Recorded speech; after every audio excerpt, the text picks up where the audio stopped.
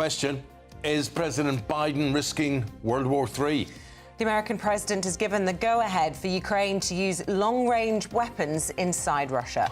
Now, the move is seen as a major change in US policy. President-elect accusing the White House of trying to escalate the conflict before he actually takes office. A major security scare at Windsor Castle as masked men attempt to break in while Prince William, Kate and their children were inside. Sir Keir Starmer set to meet with the president of China in a bid to defrost relations as G20 leaders gather in Brazil. Farmers are set to descend on Westminster this week to protest against the government's inheritance tax raid. We'll be talking to some of those affected. Research reveals that serious crashes involving young people remains at an all-time high. We sent our reporter Anna Riley to investigate road safety awareness. And in the sport, Lee Carsley ends his interim tenure as England boss with a record win against Ireland. In rugby, Wales lose their 11th game on the trot. And in tennis, Great Britain's women beat the holders and are now in the semi-final of the Billie Jean Cup. There's sleet and snow in the forecast for some of us this week, with Met Office weather warnings in force. Join me later to find out all the details. Hello there, very good morning to you on this Monday morning. Thank you for starting your day with us. I'm Eamonn Holmes. I'm Isabel Webster and this is GB News Breakfast.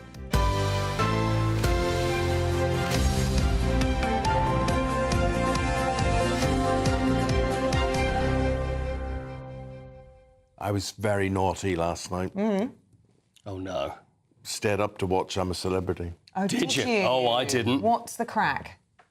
Well, the crack is, it'd be very funny watching you in there. I think you'd be good. Do you? I do think I'm you'd not be good with eating funny things. No, but you'd take charge of certain things. Would I? OK, that's good to know. I was just looking on the rowing boat and you could do all that. Oh, yeah, I'd be all right. But it's interesting. Do you think you could do it? You know what? I'd be happier eating live bugs than I would a lump of cheese. Yeah. Really? But yeah, I would. Strange. I would, You are but no, strange. I wouldn't. You must have been asked. How many times have you been asked? You've been asked to do it? Yeah. Lots? Lots, yeah. Could you have retired to the Caribbean on the offerings many times over? Not on my outcomes, not the way I spent money. But you probably could. Yeah, retire, possibly. Is it because of the mice in the Wellington boot? Is that the reason you wouldn't do it? No, I just wouldn't be flexible enough. I think it can be often humiliating. I mean, where they go wrong is they now put people together who like each other. Yeah, I agree. And that's not a good watch. I agree. So it's all they're all hugging each other. I would be very Roy Keane.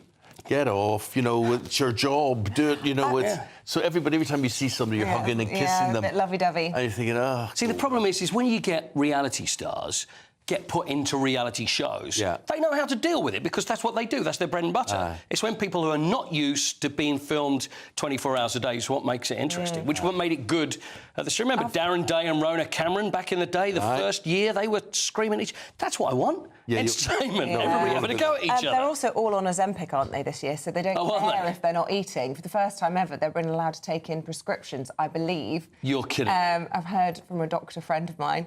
And it means that they don't care if they're not getting the challenges because the hormone's been switched off to make them hungry. Well, so it's a lot easier. Wow. I don't know if that's... One of my best mates, Barry McGuigan, is in there. We're the same age and everything else. And I look at, he's so competitive, he's into everything. But my mind would be willing, but my flesh would be weak. Still, that would be quite good TV. Is that the name of the book, by the way? My mind would be willing, but my flesh would be weak. And just chuck him out of a plane. In many respects. I would love to see that. Speak later, Paul. Thank you very much indeed. The President of America, Joe Biden, has approved the use of long-range missiles by Ukraine to strike inside Russia. Yes, so this morning all eyes are now turning to Prime Minister Sir Keir Starmer to see if he will follow suit and allow British weapons to be used as well. Now, it comes as Donald Trump's son accuses the White House of risking World War III before his father even enters office. Well, the Russian President Vladimir Putin has previously warned that such a move would be viewed as NATO's direct participation in the war and that it would trigger well, who knows quite what that might be. Well, Chip Chapman may know. He's former head of counter-terror at the Ministry of Defence. Major General, a very good morning to you. What do you think the consequence of this is? Well, really, I think this is what we call the negotiating paradox, that both sides are escalating in one way or another to set the conditions for a future diplomatic solution. So up to this point, you've had calibrated escalation management, but Russia's introduced North Korean troops to the battlefield. Yesterday, they used both ballistic and cruise missiles in all the geographic regions of Ukraine. So Putin's most effective weapon has been the Western fear of escalation, and he's been allowed to have escalation dominance in the face of the appeasing West. And he'll only be forced to retreat from Ukraine or to negotiate sensibly by an absence of Western caution. This won't lead to World War III. He has talked about this direct participation of NATO in the past, but it would be strategic folly of the highest order for him to suddenly try and use kinetic weapons against any Western country. What you think the reason for this change of heart is? It's significant in sort of, a policy change, isn't it? This has been called for so long by Zelensky and even by the British previous defence secretaries as well. Is this because of the North Korean troops that are now being involved in this war, or is this all about Trump? It's probably about both. So the North Korean troops has been seen to be an escalation, but it also sort of Trump-proofs the next couple of months. Now, that doesn't mean that Trump is going to sell Ukraine down the river. So if you look at the left and right of arc of Trump, if you go back to his town hall speech in May 2023, he then talked about not looking at the war in terms of winning or losing, but in terms of stopping the killing. You could say that's a humanitarian approach, but it rewards the aggressor.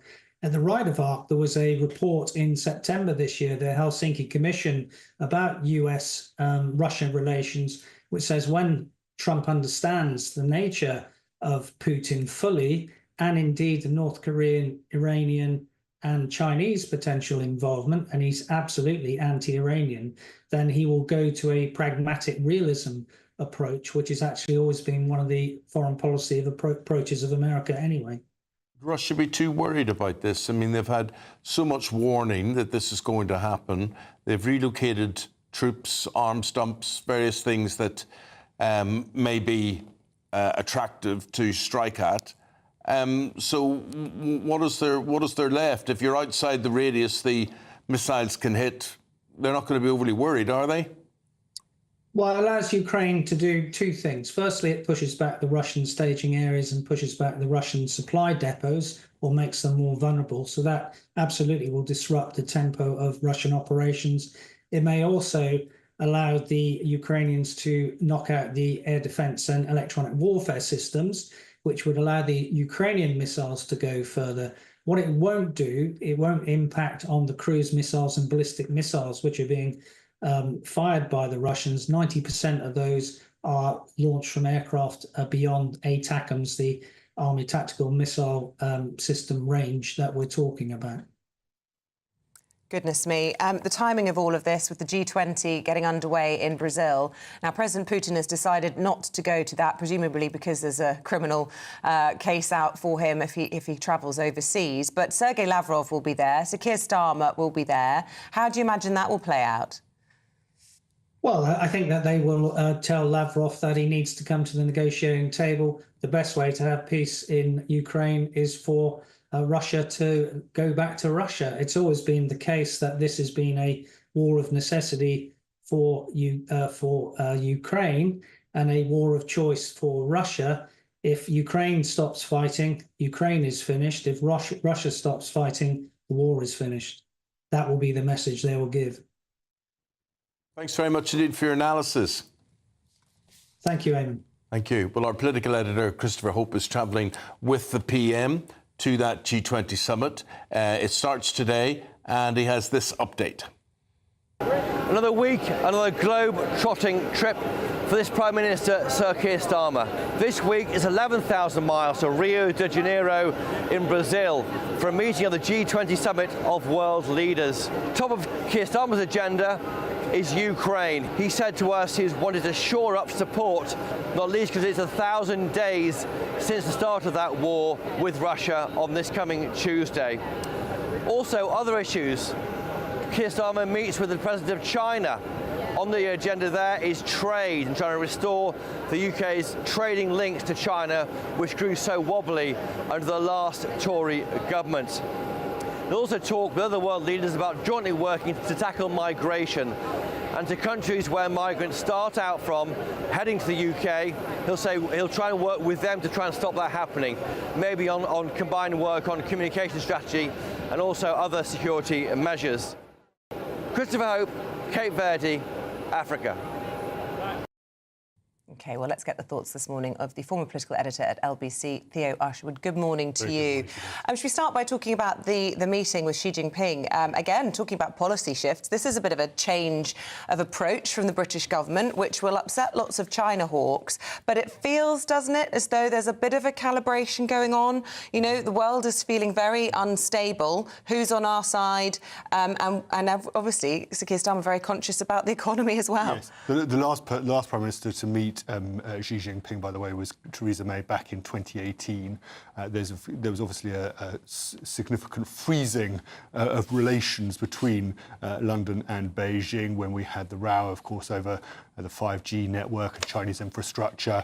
There were sanctions, Chinese sanctions brought into against various Conservative MPs. But Keir Starmer is trying to be realistic. He wants a closer economic ties with China, and of course that presents two problems. Firstly, Donald Trump is surrounding himself with people who are very hawkish, and he is very hawkish about China. America is incredibly worried about a Chinese invasion potentially of Taiwan, what that could mean for the American economy if Taiwan was to be invaded, because of course there is a huge amount of high-tech industry around AI and chips that are being developed in Taiwan. America doesn't want to see that. So there's a dynamic here where Keir Starmer wants to try and improve relations with China, but it does come with significant risks. Can we talk about migrant deals? We heard over the weekend about the Labour plan to spend more money to a lot of these countries where migrants are coming from. But we're also hearing this morning that President-elect Trump,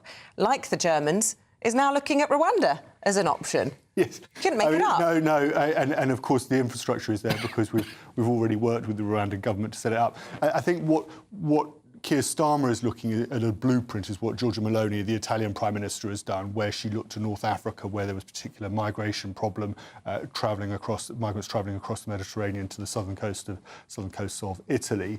Keir Starmer wants similar relationships where you have with Kurdistan, Vietnam, countries like that, where you have dealing with those governments where the migrants leave.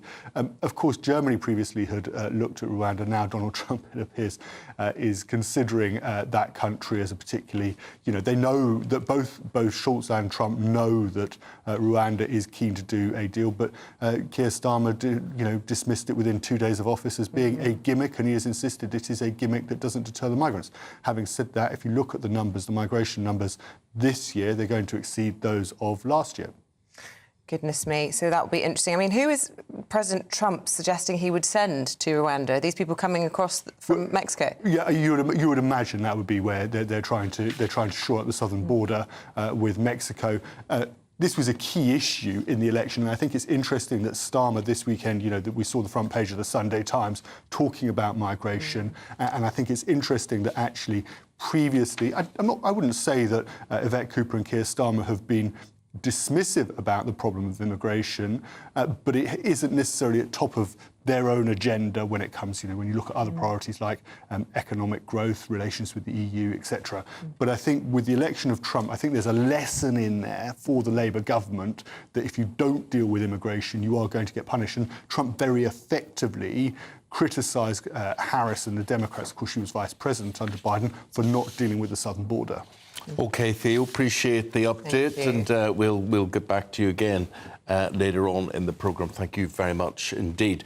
Poll of the day. Let's have a look at the question that we've set for you today. We're asking, do you think that Donald Trump is right to adopt Britain's ditched Rwanda plan? Yes, as always, we'll get the results of that in Martin Daubney's show, but we'll have our own little tally just after 9 o'clock. Nana Akua is sitting in for Martin this afternoon. And a reminder, if you would like to vote, just go to gbnews.com/poll. Good. OK, let's have a look at some of the other stories you're waking up to on this Monday morning. Masked men have raided Windsor Castle while Prince William, Princess Catherine and their children were asleep. That's according to the Sun newspaper. 2 men are understood to have scaled the 6-foot fence at night to steal farm vehicles. Thames Valley Police confirmed a burglary at the property on the Crown Estate in October. Tickets for Glastonbury Music Festival sold out in a record 35 minutes over the weekend. Organisers have apologised to anyone who didn't manage to get hold of a ticket, stating demand was much higher than supply. Colleen Rooney and a whole host of other famous faces. Well, there's quite a few of them I didn't recognise, but anyway, if you say they're famous, well and good. For the I'm a Celebrity, Get Me Out of Here, the new series started last night. And so the first show saw campmates skydive into the bush. Other contestants include Coronation Street actor Alan Halsall, Radio 1's Melvin Odum, and journalist Jane Moore.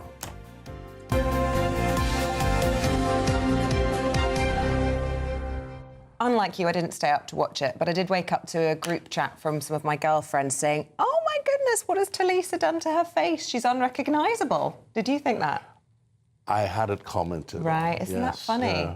I mean, I've known Talisa for a long time, and definitely she looked different. Totally different. But she's not exactly old. I don't know why these people play around so. But I suppose when I think about it, it must be 10 years, 12 years, 14, 15 years since she was... Yeah, a thing. A thing, you're quite right.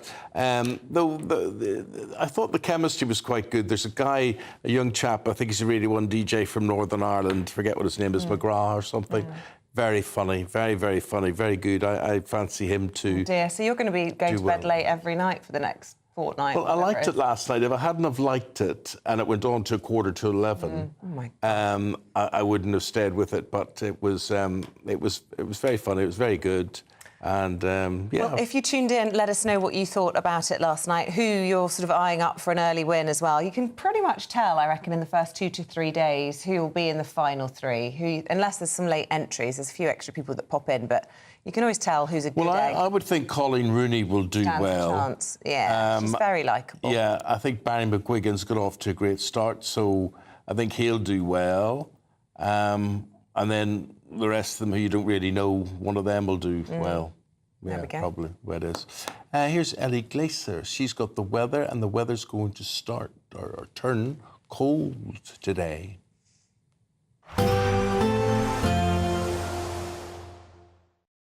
Expect a warm front, moving from the kitchen right through to the rest of the house. Boxed Boilers, sponsors of weather on GB News.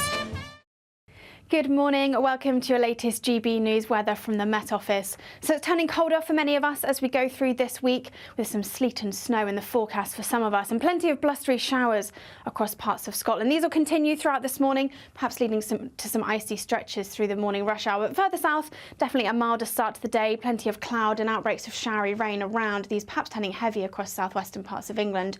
For Northern Ireland, though, a damp end to the day, plenty of rain falling to lower levels, but perhaps some sleet and snow over the hills as we go through the afternoon. And it will be a chilly feeling day for much of northern parts of the UK, only 3 or 4 degrees in places, but just holding on to that slightly milder air further south as we see that rain pushing its way eastwards through the latter half of the day and in towards the evening. This could again turn heavy in places, particularly over any high ground across southwestern parts of England, parts of Wales as well, and generally just a cloudy and damp end to the day for many places. That rain across Northern Ireland, again falling as rain to lower levels, but perhaps some sleet and snow continuing over any high ground. And for much of Scotland, quite a cloudy end to the day. Those snow showers continuing to pile in across the north and the east through Monday evening.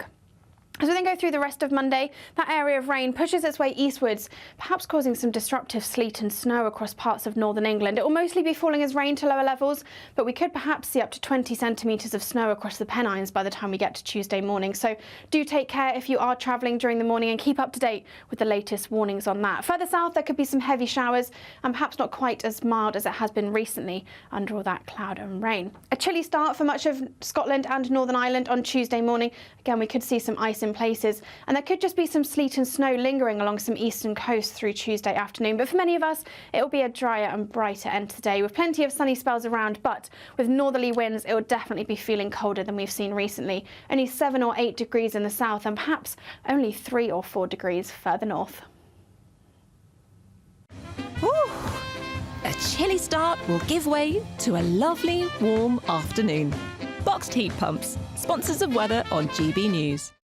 A never-ending problem that we're going to be talking about shortly. Younger people driving, higher risk of death or injury on the roads. Yeah, more for you on that a little bit later on.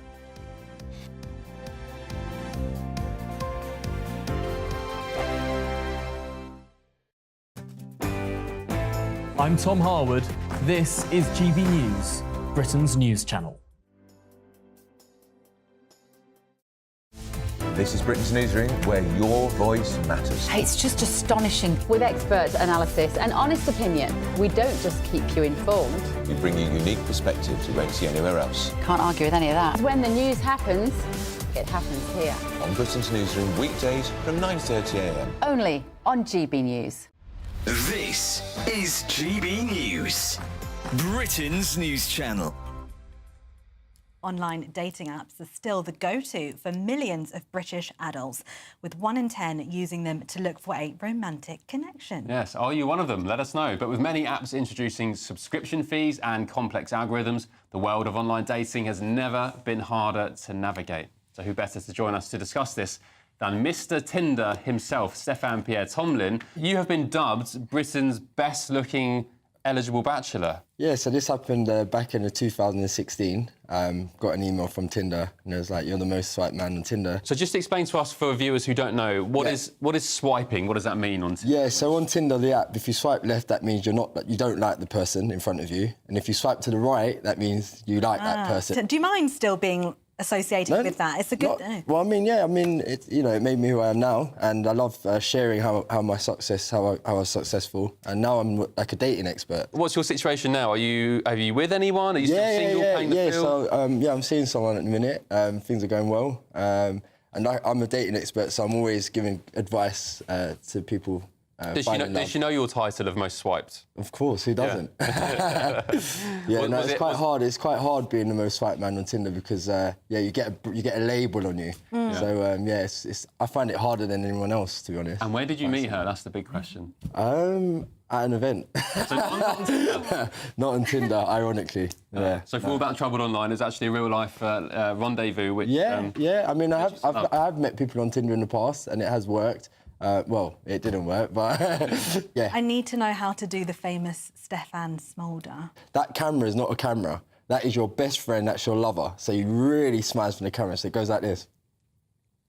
GB News, the People's Channel. If you want your news to be straight talking... This is a nightmare for the Conservatives again. Down to earth. It's not just Nottingham where this is happening, is it? And most importantly, honest. Hard-working, middle-class taxpayers, they'll get their book thrown at them. Then catch me, Martin Daubney, Monday to Friday, 3 till 6 p.m. on GB News, Britain's news channel. I'm Emily Carver. This is GB News, Britain's news channel.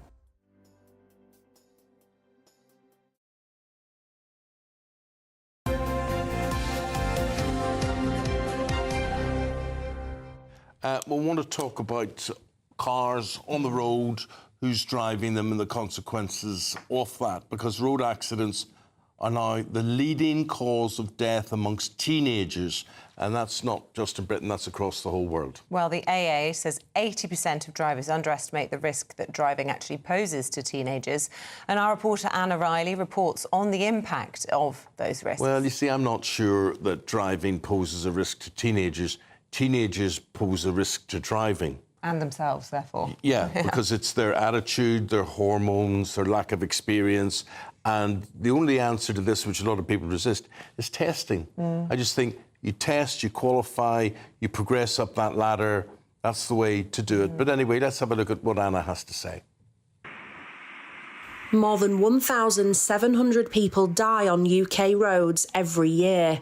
Another 30,000 receive serious life-changing injuries. Young people are most at risk. Ross Scott was 23 years old when his car hit a tree after aquaplaning on rainwater. He suffered a severe brain injury and was put in a coma for 3 months. A broken skull, glazed the brain, broken eye socket, broke my left shoulder, a brachial plexus, I said, broke all my ribs, tore my spleen, collapsed lungs, and my heart moved to the back of my chest. When Ross emerged from his coma, he faced a new reality. The former electrician had to use a wheelchair and learn how to walk again. Before the car accident, I had a good life and was able to travel, work and stuff, and I actually enjoyed my work, but now I'm no longer allowed to go back to work through health and safety because of all the injuries. The whole life is just not working and sitting about the house, and you wonder what you're doing with yourself. So that's why I'm now volunteering for the Special Olympics as a football coach. I'll never be 100% back fully to what I was, but it's just sort of accepting and dealing with making the best of what you have, really. Unlucky in a way that it happened, but in a way I'm lucky to still be here to tell the tale. This Road Safety Week, police are encouraging people to act responsibly on the roads. The last thing we want is for another family to lose a loved one unnecessarily on the roads through poor decision making. Do not take drink or drugs whilst driving or before you get behind the wheel of a vehicle. Slow down. Drive with courtesy and respect. Do not be careless or dangerous in your manoeuvre. Never use your mobile phone and always wear your seatbelt. Just don't rush when you're driving today, love. Drive safely, okay? Yeah, Mum. Admiral Car Insurance is also campaigning for families with young drivers to make road safety a priority. Young drivers are involved in about a fifth of all collisions where there's a serious injury or a death.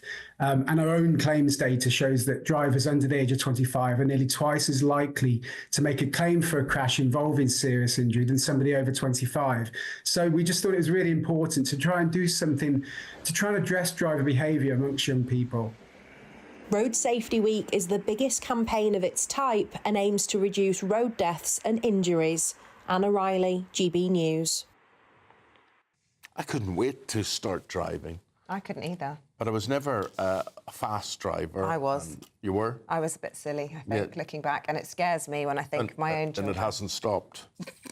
I'm actually much better, actually. It's just those tickets. That's the problem, isn't it? They haven't come through. I'm all good. Got away. But you see, in Northern Ireland, where I am from, deaths, injuries, accidents amongst young people, very, very high. Very high. And there is a courtesy or a constraint that doesn't exist with young people. They go out there and they speed, and speed is the big problem. Well, you just think you're immortal when you're young. You put 4 of your other mates, same age, in the car with you. in the same way, It's pretty bad. So if you've got a view on this, I think you should be constantly tested. I think I should be tested again. I agree. Yeah. I've got, God bless her, my next door neighbour is in her mid-90s, still driving. Terrifies me. I mean, honestly, the thing is, if she lost her licence, that's it. She's lost her independence and she couldn't live independently anymore. But is she a risk? I mean, every time she turns out onto the road, I'm thinking, my goodness. Yeah. Well, let us know your views. We'll be happy to reflect them, having your say throughout the programme today. Are you feeling festive yet? Is it kicking in a little bit? Yeah, I was going to start my Christmas shopping today. Oh, yeah, I thought I need to start for the godchildren. And actually, as I walked into the building, the Christmas trees are coming out of storage. They're about to be displayed. It's very exciting. So it is actually the final week of our Christmas giveaway here at GB News. We're on the countdown for the big day. You could win, as we've been telling you, £25,025 in tax-free cash, plus... there are vouchers and GB News Christmas gifts. Hurrah! But you have to hurry. Here's how.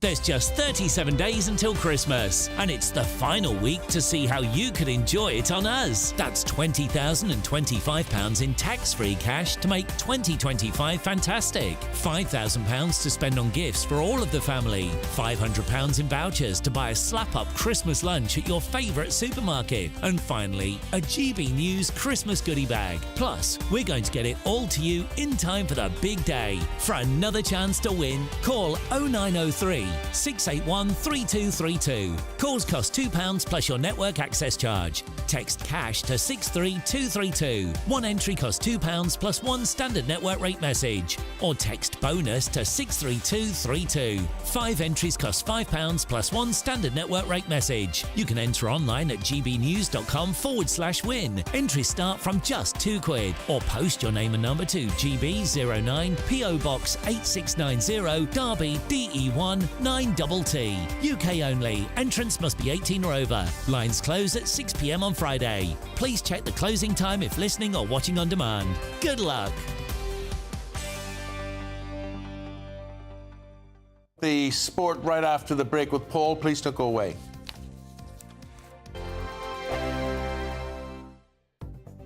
The latest GB News travel.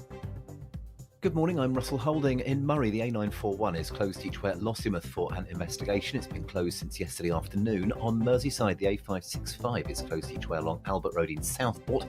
Park Road West also closed because of a fire. Buses replaced trains between Llandudno and Blaenau Ffestiniog because of poor weather conditions. There's no service between Shrewsbury and Llandudno because of a landslip. And trains aren't running between Wolverhampton and Birmingham International because of emergency engineering work. In Suffolk on the A14, there are westbound queues after traffic was stopped when a van broke down between junctions 54 and 53 from Sproughton to the White House interchange. Trains have been stopped between Reading and Paddington Station in London, where overnight engineering works have overrun. Reduced service too on the Heathrow Express. And on the M26 in Kent, it's taking around a quarter of an hour in westbound queues approaching the M25 because of roadworks. That's the latest. You can stay up to date throughout the day by visiting our website, gbnews.com.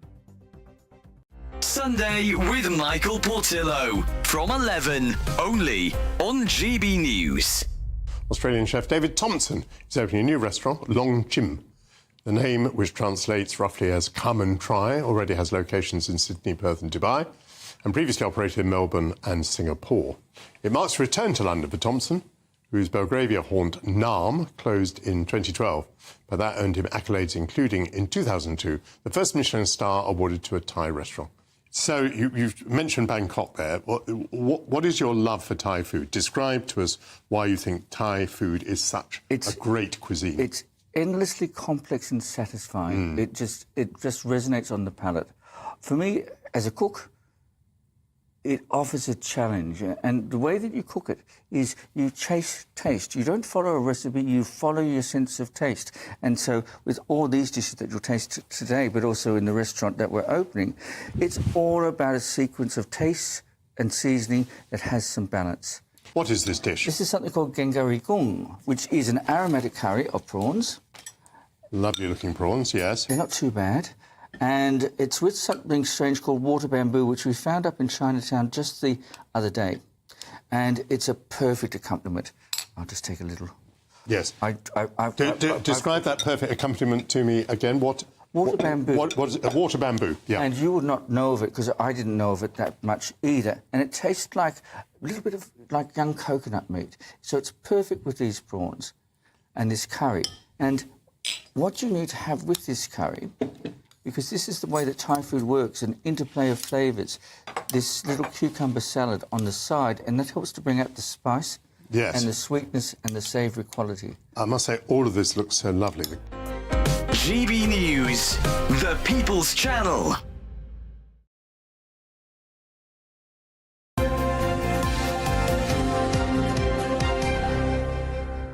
Mr. Paul, going through the UEFA Nations League results yesterday. I always like Mr. Paul. It kind of reminds me of like Basil Brush. Yes. You know, Mr. Derek and Mr. Roy. It's only you and Basil Brush who knows. He calls me Miss Isabel sometimes. Oh, really? Yeah, it's obviously his thing. Yeah, I like it. Mr. Eamonn. Yes. Well, my mother used to call us Mr. Yeah? Come here, Mr. Come here, Mr. Mr. Leonard, Mr. Brian, Mr. Eamonn. That's, well, I don't know. And then the next door neighbours were uncle and auntie? No. Even though they weren't uncle? No.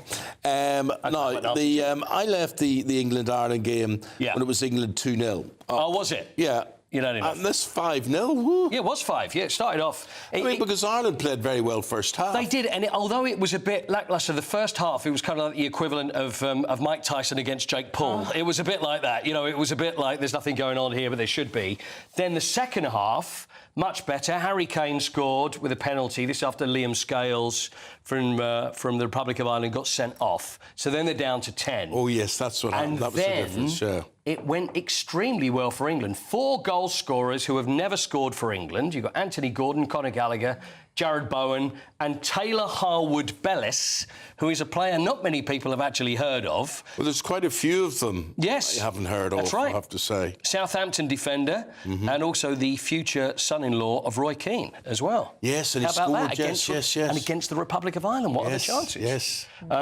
So anyway, it was a good result. Lee Carsley then, so he now leaves England set up. He's been the interim manager for these 6 games. Good record. Done very well, and you can't argue with that. And that's the best result England have ever had against the Republic of Ireland. So Lee Carsley, it'd be interesting because so many great players and winners of gold medals, and when I speak to them and say, was it an amazing feeling, often the word you hear is relief. It was a relief that I got through it, and I think it was a relief for Lee Carsley. This is what he said. I think be fair to say there's a bit of relief. It's, I suppose, if we'd have spoke at the start of the campaign, we probably would have said, well, you're expected to get promotion. But it's difficult. No team has rolled over for us and let us just carry on. I've found it challenging personally. I know the rest of the staff have. So it's good that we've finished the campaign with such a strong performance. He seems likeable. I like him. Done a There's good something job. about him that makes Quite down to he earth, just looks you in the eye. And he's honest that he said, I found it challenging. The pressure around being England manager, because when they lost to Greece and it wasn't very good, then everybody's jumping on his back. But he's done a good job and he should leave with his head held They're high. doing a lot better than England rugby over the weekend. In a rubbish competition, I'd just like to say, this Nations League, what the heck's that all about? Well, anyway, look, this is what England have got. The World Cup qualifying draw is on December the 13th. Then January, Thomas Tuchel starts work, so he didn't even... You think he would have been there, though, wouldn't you? I do think he should have been there and would have been there. And then March, the World Cup qualifiers, so no international breaks until March. What were you saying about... just the weekend was just dreadful rugby-wise. Absolutely thumped by South Africa, what England was on Saturday. Again. And then, misery loves company. Wales had a shocker yesterday at the hands of Australia. And there was that charity game which was played with union and league rules, which sounded very confusing. Very confusing. Yeah, it's just like having football and tennis at the same way. But Wales, so 11th successive defeat. But I don't understand why. Well, Warren Gatland's come back because the thing is, everything runs much deeper. It's the same as England rugby, and also as far as Wales as well, with the game in Wales, been suffering with problems that they've had with clubs. Warren Gatland comes in to try and save the day, and 11th, and so he's 17 losses out of 23 games. Dear, dear. He pretty much thinks he's going to get the push and wouldn't be surprised if he does. But where Wales go from here, I don't know. But 11 on the bounce now that they've lost. Tell you where we're going from here. We're going for the break, and we're back with the newspapers. Paul, see you again after 7 o'clock. Dawn Neeson and Christopher Biggins with the papers next.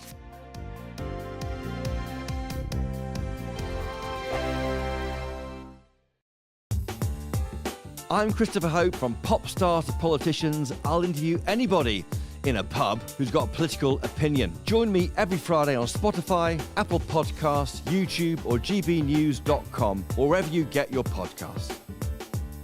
This is GB News, the People's Channel.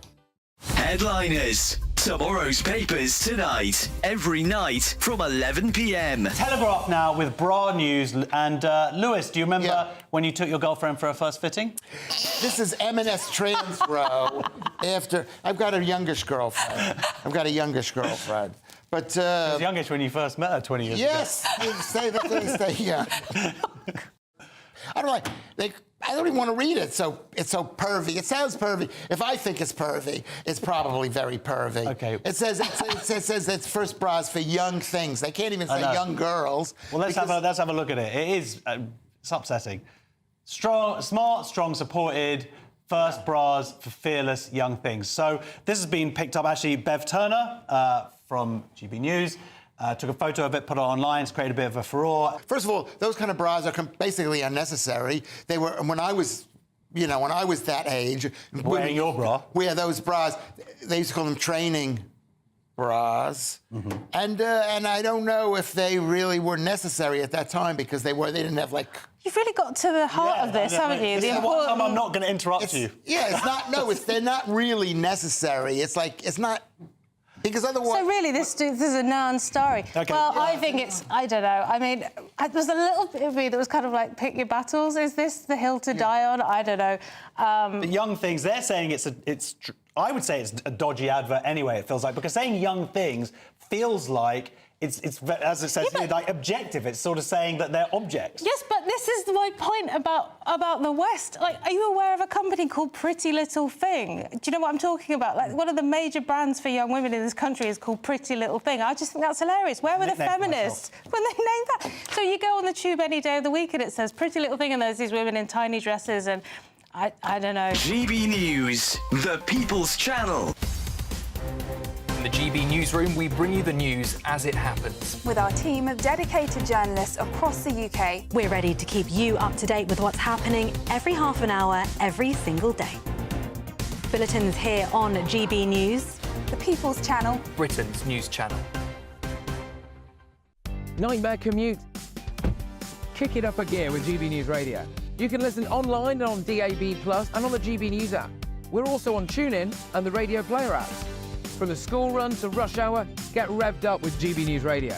We are the People's Channel, Britain's news channel.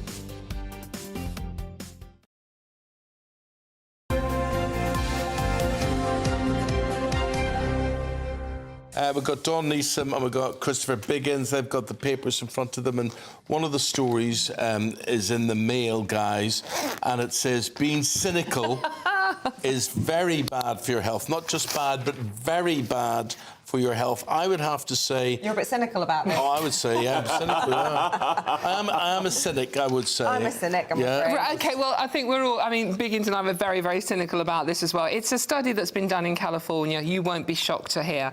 And they have concluded that cynics tend to be more pessimists as well, and that is not good for your mental and physical health. It does. There is a link between being a pessimist and more signs of depression. However, Biggins and I are both natural optimists. We're sunny and bright and upbeat, aren't we, all the time, Biggins? We are. Yes, indeed. And we're cynical. But I think cynical, as you said, Isabel, is a surviving thing as well. It's realism, really. It is realism. And, you know, when you're sort of like old enough and ugly enough to have lived a life, you learn to be cynical about a lot of things. Dare I say it's a kind of British syndrome? Yeah, I think you're right. In America, it's not tolerated because you have to be so... Everything's great and you can't be critical of anything. Yeah. It's deemed, you know, negative. It might be. But it's quite British. We quite like sarcasm. We're quite looking for the worst in everybody. We're cynics. What I find fascinating is that these people get together and come up with these stories. I mean, it's absolutely a joke. I mean, we should start doing this. We could find a subject that we could talk about and say... Well, yes, but we would be cynical from the point of view that we start out making a joke of it. It's like, when you hear this ridiculous thing... Yeah, that's true. But it doesn't necessarily make me depressed. It just makes me feel... Everyone's idiots. But people are idiots. They are. Most people are idiots. They are. Yeah, you're right. That's what you learn as you get older. I think. It is. And all this nonsense where you're told, be kind to everybody. Well, this is... the last paragraph's a great one for you, Eamonn. The professor warns cynicism is spreading as parents are instilling it in their children. Research from around the world finds parents believe that to keep their kids safe and help them succeed, they should teach them that the world is dangerous and competitive. Yeah. Hello? The world is dangerous and competitive. Yeah, it's a thing. The world is dangerous and competitive, and I find a worry that you would be telling your children, be nice to everybody, when it's be obvious that everybody will not be nice to you. Exactly. That's not going to be a big shock. Absolutely. Be cynical about everybody. Right, let's talk Biggins, shall we, about this splash on the front of the Sun, about masked raiders scaling a 6-foot wall into the Windsor estate. Now, the King and Queen, we're told, were not in residence at the castle, but... The Waleses were all on the estate. They were, but they were quite a way away from where they wanted to steal this tractor. I mean, it's an odd scenario, I think, this whole story. I mean, yes, of course, they were down the road with their children fast asleep, and the security was not good. But it was the gate that they use frequently, and the theory goes, according to The Sun, they must have been watching for a long time to have plotted this, I don't know what you want to call it, attack or raid. Scaling a wall, covered in masks, whilst your children are sleeping. I wouldn't like that, and I'm not... No, but these guys, the people who did this, were only interested in stealing the tractor. That we know of, you know. Vehicles, yeah. I mean, so there was nothing else. But, I mean, security should never have let it got that far, surely. I mean, any breach of the estate's boundaries is a worry. I suppose this is another story about cutbacks. Maybe. You know, they probably think, you know, it's a farm. Why do they need to be security on a farm? But, of course, they don't realise what's just down the road. Two future kings. Two future resting kings. in their beds. Exactly. But I think they were stealing this to give it to Keir Starmer, the tractor. They were getting ready to come to the protest. Yeah, exactly. Tomorrow. It was a publicity stunt for the farmers. Yeah, interesting. Well, that segues us nicely then into your Telegraph story, Dawn. This is about farmers have nothing to lose, and they're going to be going gangbusters tomorrow, bringing the capital to a standstill and sending their message loud and clear. Indeed. I mean, 20,000 farmers are preparing to rally outside Parliament to protest against that 20% levy on inherited agricultural land, which they say the facts and the figures as presented by the government just do not add up at all, and it will affect a huge number of ordinary family farms that, as most of us know, are in families for generations. That, you know, they're not all landed gentry or doing tax dodges to buy land. So they're very angry about this. Understandably, they're very angry about it, and you can't blame them. I interviewed a couple of farmers over the weekend, and one of them came up with the phrase "farmageddon," and he goes, "It's like, you know, the government have showed no signs of budging, and a lot of them are amenable to having a discussion and just tweaking the taxes that are coming in. They're not against it all completely. It just needs thinking through, impact assessment. The government have come out and said, "Calm down, dear." Yeah. I know you don't. I find that patronising. Yes, you don't I find that understand particularly annoying. Yeah. And the farming minister, we're going to talk about this later. He says that the vast majority of people will be fine. Don't worry about it. But it doesn't matter if it's the vast majority or not. If it's an unfair tax, why is it being levied against anyone? And no one's ever told us how much this tax is expected to bring in. Yes, I have. 540 million a year by 2030, which is hardly anything. Nothing. Honestly, the amount of political capital they're spending, 520 million, forgive me, by 2030, would pay for a day and a half of the NHS. Yeah. But it would ruin someone's life and their succession, the idea Well, that also, they can... who would be buying it? That's the question for me. Big business will buy it. Big business will buy it. Yeah. Will they be conglomerates? Will they raise prices? Will they care about standards? Or what are the long-term repercussions of this paltry revenue-seeking levy? It's going to be more expensive than the money a bit like the winter fuel allowance thing. It's going to, in the long run, cost more money than it makes. There's been no impact assessment done whatsoever. And the environmentalist Steve Reed, who lives in South London and probably knows about as much as farming as I do, telling farmers you don't really understand the figures. You're patronising oath. Well, it's like when Bridget Phillipson revealed that she'd never stepped foot inside a private school in her entire life, and yet is bringing in VAT raids on these horrible, tax dodging. All that AstroTurf who actually pay their taxes but don't take up their places in the state sector. I find this is extraordinary that it's coming from a Labour government, because they're hurting all the Labour voters. I find it bizarre. Well, they won a huge number of rural seats, and I think that they will lose those after this. Yeah. Oh, without a doubt. But I agree with Biggins. I mean, so many non-socialist policies coming from a socialist government. Absolutely. I mean, it's almost as though they're having a fit or something and reacting against their own. The only instinct that they have sort of stuck true to is these, inflation-busting pay rises for train drivers, but everything else doesn't seem very Labour. No. The train drivers who then said they were going on strike in any case. Yeah. I mean, the pensioners, taking away their fuel allowance and all that. I mean, it's nothing.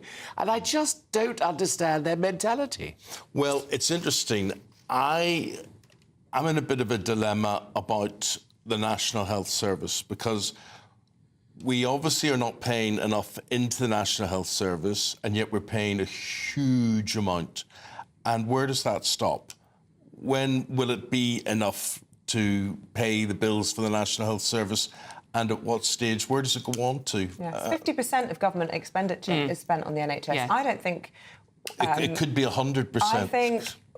I don't think we need to spend more. I think we just need to make it more productive. Well, Wes Streeting, the health secretary, did say that himself. It needs reorganisation. But we should do what they do in Europe. I mean, you know, if you can afford to pay something, you know, I've had 2 operations, and my knee would have cost £25,000. Now, you know, the national,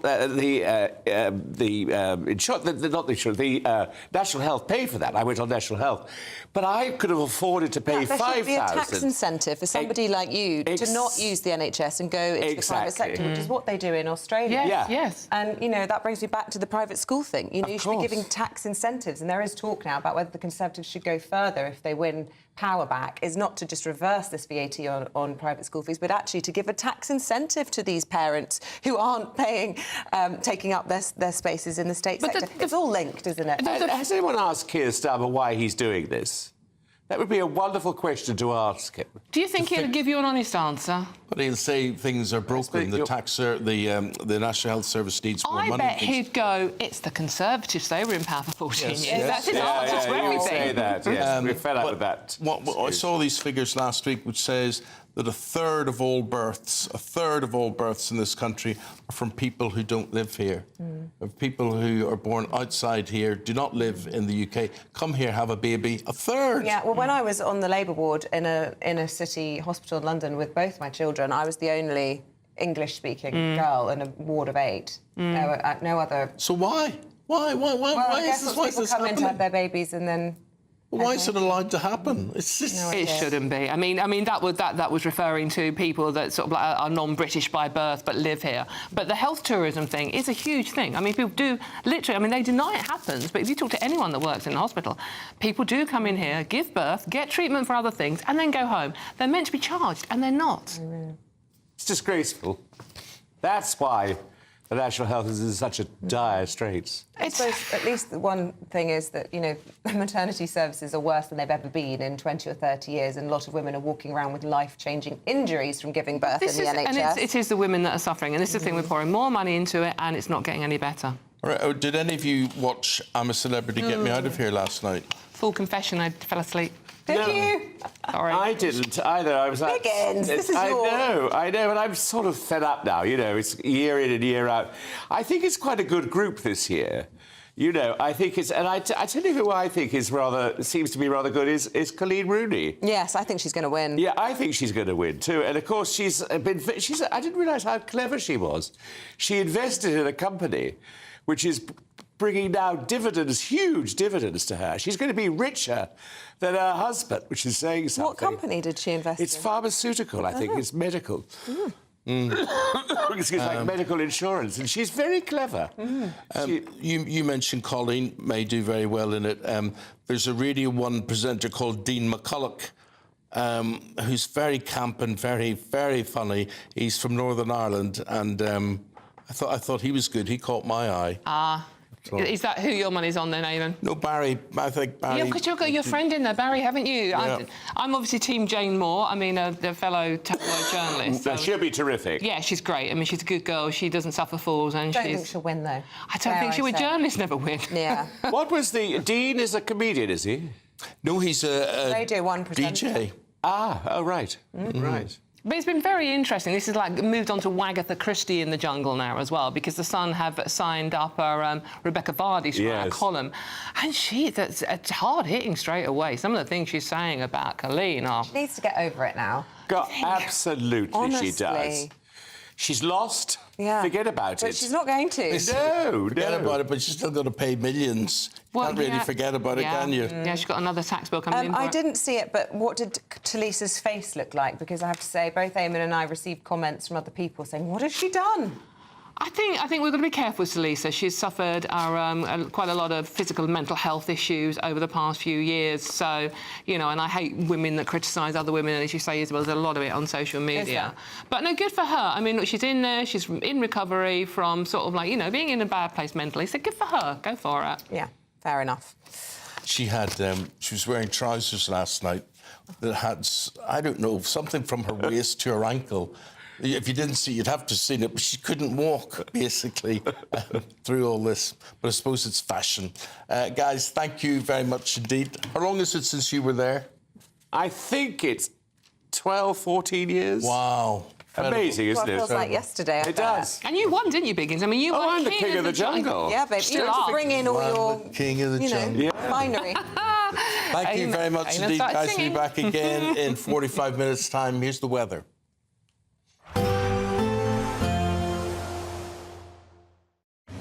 A nice bright morning will generate a lovely warm day, right through to the evening. Boxed Solar, sponsors of weather on GB News. Good morning. Welcome to your latest GB News weather from the Met Office. So it's turning colder for many of us as we go through this week, with some sleet and snow in the forecast for some of us and plenty of blustery showers across parts of Scotland. These will continue throughout this morning, perhaps leading to some icy stretches through the morning rush hour. But further south, definitely a milder start to the day, plenty of cloud and outbreaks of showery rain around, these perhaps turning heavy across southwestern parts of England. For Northern Ireland, though, a damp end to the day, plenty of rain falling to lower levels, but perhaps some sleet and snow over the hills as we go through the afternoon. And it will be a chilly feeling day for much of northern parts of the UK, only 3 or 4 degrees in places, but just holding on to that slightly milder air further south as we see that rain pushing its way eastwards through the latter half of the day and in towards the evening. This could again turn heavy in places, particularly over any high ground across southwestern parts of England, parts of Wales as well, and generally just a cloudy and damp end to the day for many places. That rain across Northern Ireland, again falling as rain to lower levels, but perhaps some sleet and snow continuing over any high ground. And for much of Scotland, quite a cloudy end to the day. Those snow showers continuing to pile in across the north and the east through Monday evening. As we then go through the rest of Monday, that area of rain pushes its way eastwards, perhaps causing some disruptive sleet and snow across parts of northern England. It will mostly be falling as rain to lower levels, but we could perhaps see up to 20 centimetres of snow across the Pennines by the time we get to Tuesday morning. So do take care if you are travelling during the morning and keep up to date with the latest warnings on that. Further south, there could be some heavy showers and perhaps not quite as mild as it has been recently under all that cloud and rain. A chilly start for much of Scotland and Northern Ireland on Tuesday morning. Again, we could see some ice in places, and there could just be some sleet and snow lingering along some eastern coast through Tuesday afternoon. But for many of us, it will be a drier and brighter end to the day with plenty of sunny spells around, but with northerly winds, it will definitely be feeling colder than we've seen recently. Only 7 or 8 degrees in the south and perhaps only 3 or 4 degrees further north. We can expect clear skies, leading to a light and warm day ahead. Lovely. Boxed Solar, sponsors of weather on GB News. The latest GB News travel. Good morning, I'm Russell Holding. In Murray, the A941 is closed in both directions at Lossiemouth for an investigation. That's been closed since yesterday afternoon. On Merseyside, the A565 is closed along Albert Road in Southport. Park Road West also closed because of a fire. The M61 in Greater Manchester is blocked southbound by an accident between junctions 4 and 3 from Falmouth to Kersley Spur. There are queues from junction 5 at West Horton. Buses replaced trains between Llandudno and Blaenau Festiniog because of poor weather conditions. Trains aren't running between Shrewsbury and Llynnortid because of a landslip, and there's no service between Wolverhampton and Birmingham International because of emergency engineering works. There's disruption to trains into and out of Paddington Station in London because of overrunning engineering works, and on the M26 in Kent, it's taking nearly half an hour in queues approaching the M25 because of roadworks. You can stay up to date throughout the day by visiting our website, gbnews.com. This is the final week to grab your chance to win Christmas on Us this year. There's £20,025 in tax-free cash. There's £5,000 to spend on gifts for all the family. There's £500 to spend in your favourite supermarket. And a festively themed GB News goodie bag. We'll get it all to you in time for the big day. For another chance to win, call 0903 681 3232. Calls cost £2 plus your network access charge. Text cash to 63232. One entry costs £2 plus one standard network rate message, or text bonus to 63232. 5 entries cost £5 plus one standard network rate message. You can enter online at gbnews.com/win. Entries start from just £2, or post your name and number to GB09 PO Box 8690 Derby DE1 9TT.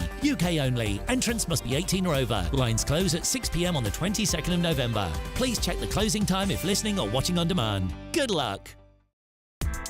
Join me, Nana Akweer, for an informative, interactive news programme with a difference.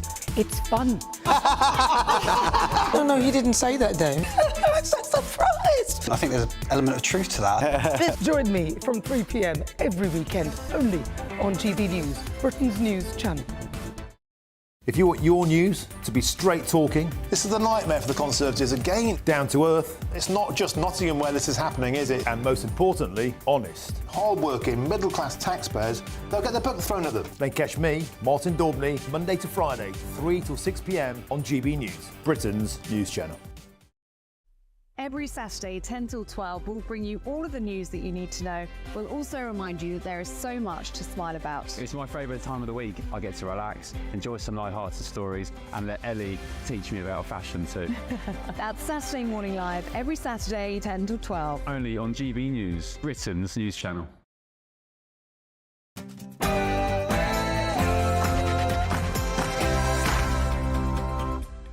Good morning. Is President Biden risking World War III?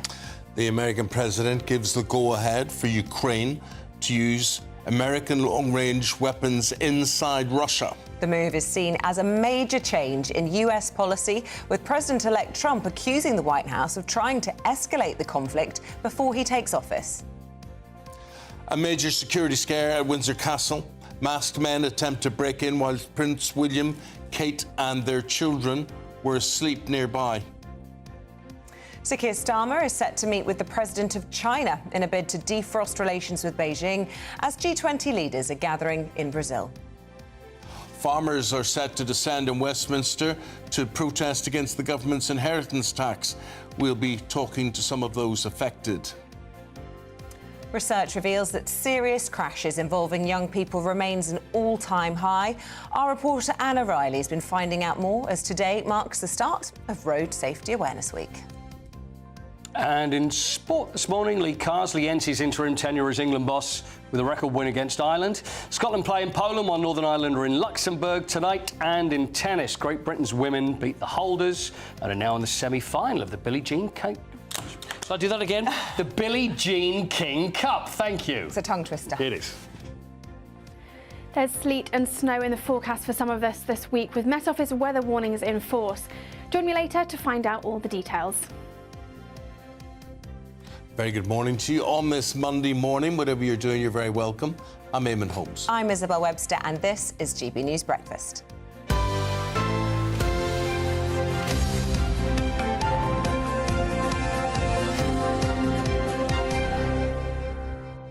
Having minor palpitations in the corner there. Billie right? Jean is not my lover. God, Billie Jean nearly saw the end of me for a second there, I tell you. Billie Jean King. Don't tempt fate. I won't be saying that again. Yeah. Rewrite. Yep. No more tennis. What? Yeah, OK. Oh, yeah. Is there a ruling? Yeah, there's a P45. You'll not be saying that again. OK. OK. We've got somebody else. OK, all right, fine. That's OK. That'll be good. Did you watch the I'm a Celebrity lineup last night? So sport was represented by Barry McGuigan. Yep. There. And Barry's very competitive. He's 63 years of age. Still looks great. It still looks good. And he wants to win. You know what, though, about Barry? Because he's a friend of yours. But the thing is, you're obviously aware of this. He's a Tottenham Hotspur fan. You know that, don't you? Yeah. I'm not aware of that. Yeah. Are you still friends? Not so much. Yeah. But he's a huge Spurs fan. You're a Spurs fan. Exactly. Yeah. But but Barry is a big Tottenham Hotspur fan. So yeah. So he's your number one to win then. Absolutely. It's that simple. And now I know that about him. OK, that's it. Yeah. Fair enough. Yeah. No, I think he's terrific. Remember those days in '85 and the world title and Mr. Eastwood and all that stuff? Oh, what a guy. Yeah. There's someone here in the lineup. You see, there's Barry's there, and then there's GK Barry, who's a social media influencer. And she was quite funny, actually, so she was. She got quite panicked and put her hand in with all the bugs and whatever last night. But there you go. That was the start of that. I wouldn't like that. So, Joe Biden has approved the use of American long-range missiles by Ukraine to strike inside Russia. Yeah, and all eyes now are turning to our Prime Minister, Sir Keir Starmer, to see if he'll follow suit and allow British weapons to be used in the conflict. Now, this comes as Donald Trump's son accuses the White House of risking World War III before his father actually takes office. Russian President Vladimir Putin has previously warned that such a move would be viewed as NATO's direct participation in the war. There are concerns, as you might expect, about a possible start of World War III. So, at the moment, the Prime Minister is heading to Brazil. This is for a G20 leaders meeting. He'll hold talks with the Chinese president there. Let's go to former political editor at LBC, Theo Usherwood, to get his take on this. How do you see this summit going? Well, it's certainly going to be an interesting meeting today. It's a meeting in the margins of the G20 between Keir Starmer and President Xi Jinping of China. It's the first time the British Prime Minister has met the Chinese president since 2018. Of course, relations between London and Beijing have been in the deep freeze with accusations that when it comes to how China has issued sanctions against a number of Conservative MPs, Chinese infrastructure in the UK, and now Keir Starmer, I think, wants to reset relationships, the relationship with Beijing, to ensure that there can be closer economic ties. I also think it's very important, you've mentioned, of course, Ukraine and Joe Biden's decision to allow the use of American long-range missiles. Does Keir Starmer follow suit? Emmanuel Macron, the French president, as well? Previously, they'd been quite keen on it, but already we've heard from Donald Trump Jr.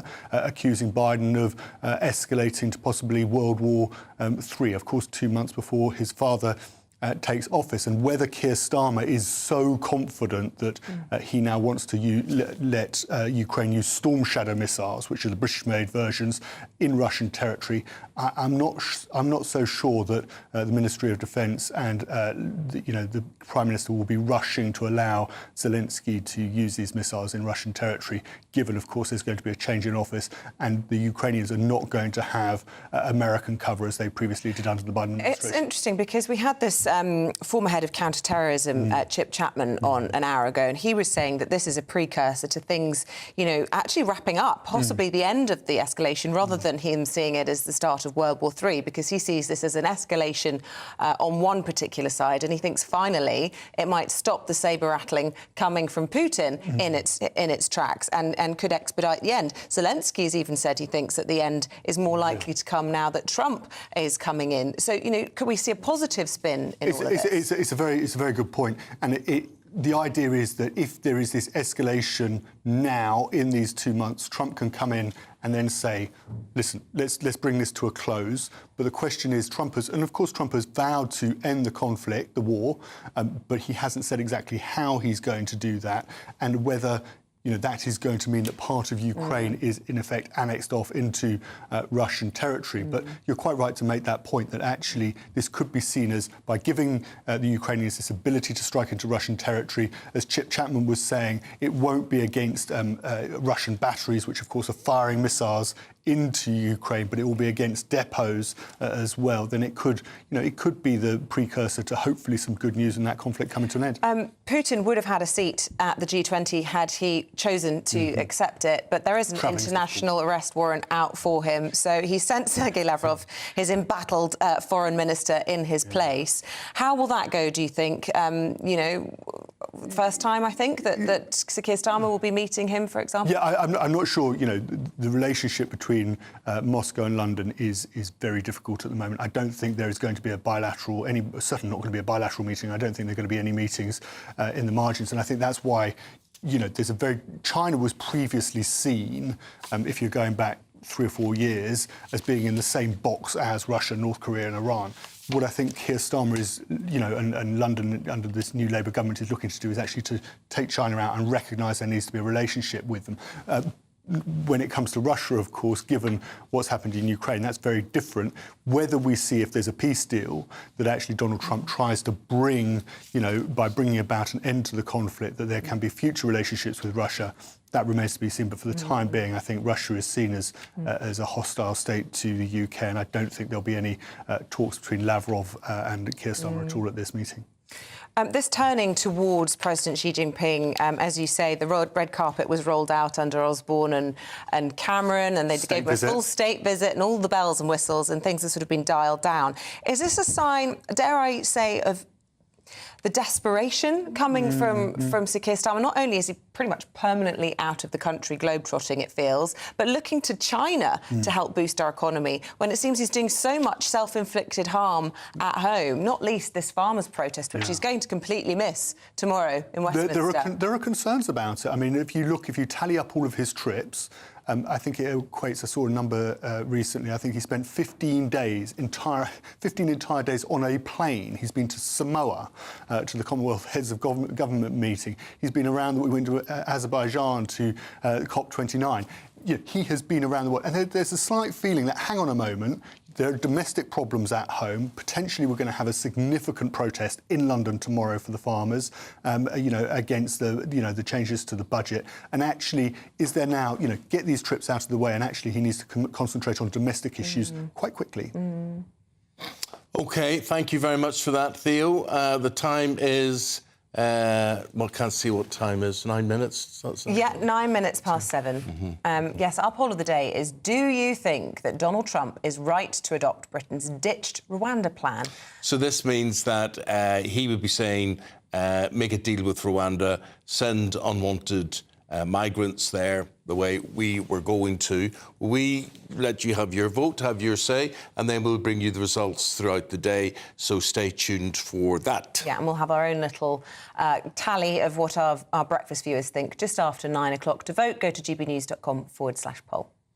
OK, now it's time to get a look at the weather picture, and the thinking is we could have snow by this evening. Ellie Glazer will tell you more.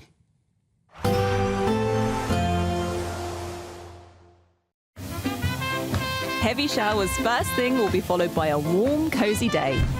Boxed boilers, sponsors of weather on GB News. Good morning. Welcome to your latest GB News weather from the Met Office. So it's turning colder for many of us as we go through this week, with some sleet and snow in the forecast for some of us, and plenty of blustery showers across parts of Scotland. These will continue throughout this morning, perhaps leading to some icy stretches through the morning rush hour. But further south, definitely a milder start to the day, plenty of cloud and outbreaks of showery rain around, these perhaps turning heavy across southwestern parts of England. For Northern Ireland, though, a damp end to the day, plenty of rain falling to lower levels, but perhaps some sleet and snow over the hills as we go through the afternoon. And it will be a chilly feeling day for much of northern parts of the UK, only 3 or 4 degrees in places, but just holding on to that slightly milder air further south as we see that rain pushing its way eastwards through the latter half of the day and in towards the evening. This could again turn heavy in places, particularly over any high ground across southwestern parts of England, parts of Wales as well, and generally just a cloudy and damp end to the day for many places. That rain across Northern Ireland, again falling as rain to lower levels, but perhaps some sleet and snow continuing over any high ground. And for much of Scotland, quite a cloudy end to the day. Those snow showers continuing to pile in across the north and the east through Monday evening.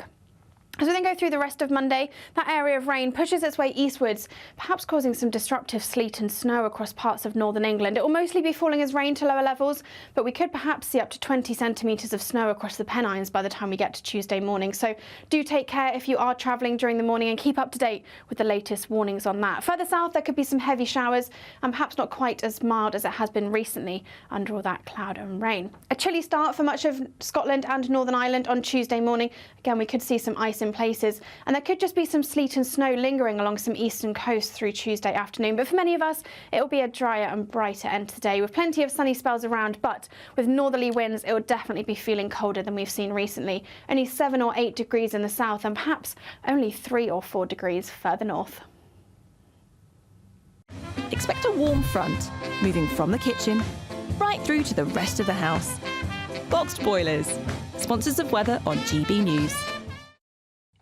Available to us now, the Shadow Defence Secretary, James Cartledge. We say hello, good morning to him. James, just the situation that America has given the OK for Ukraine to use American missiles and fire them into Russia. What are your thoughts? Well, first of all, thank you for inviting me on your show. I think it's a very important development and it's very welcome. given the military situation in Ukraine, and I do hope it now paves the way for the UK granting full autonomy to Ukraine in relation to the use of Storm Shadow missiles.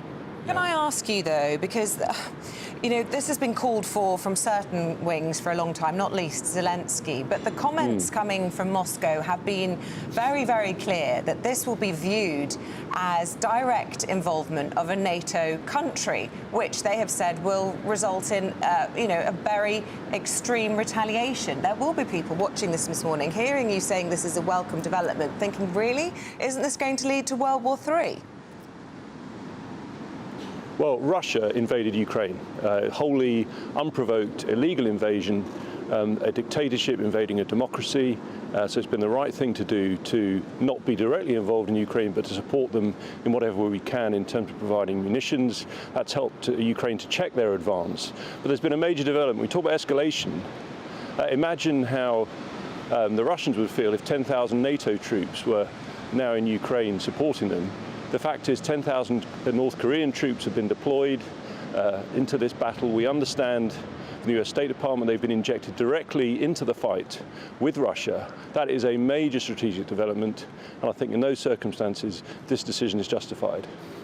I wonder just how many missiles they have to give or lend to Ukraine, or indeed Britain would give or lend. Well, you appreciate that is sensitive information. I'm not immediately privy to it. They would never reveal the exact details of the missiles or indeed how they intend to use them. All I can say is, I met a delegation of Ukrainian MPs last week.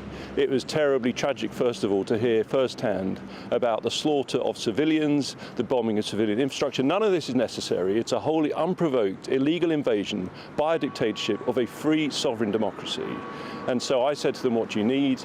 The reason they need these missiles and to be able to use them in the way they see fit is because of the constant attacks from the air, from Russia, and the hope that with these missiles, with greater use, with greater freedom, they can push back those forces. It's ultimately self-defense.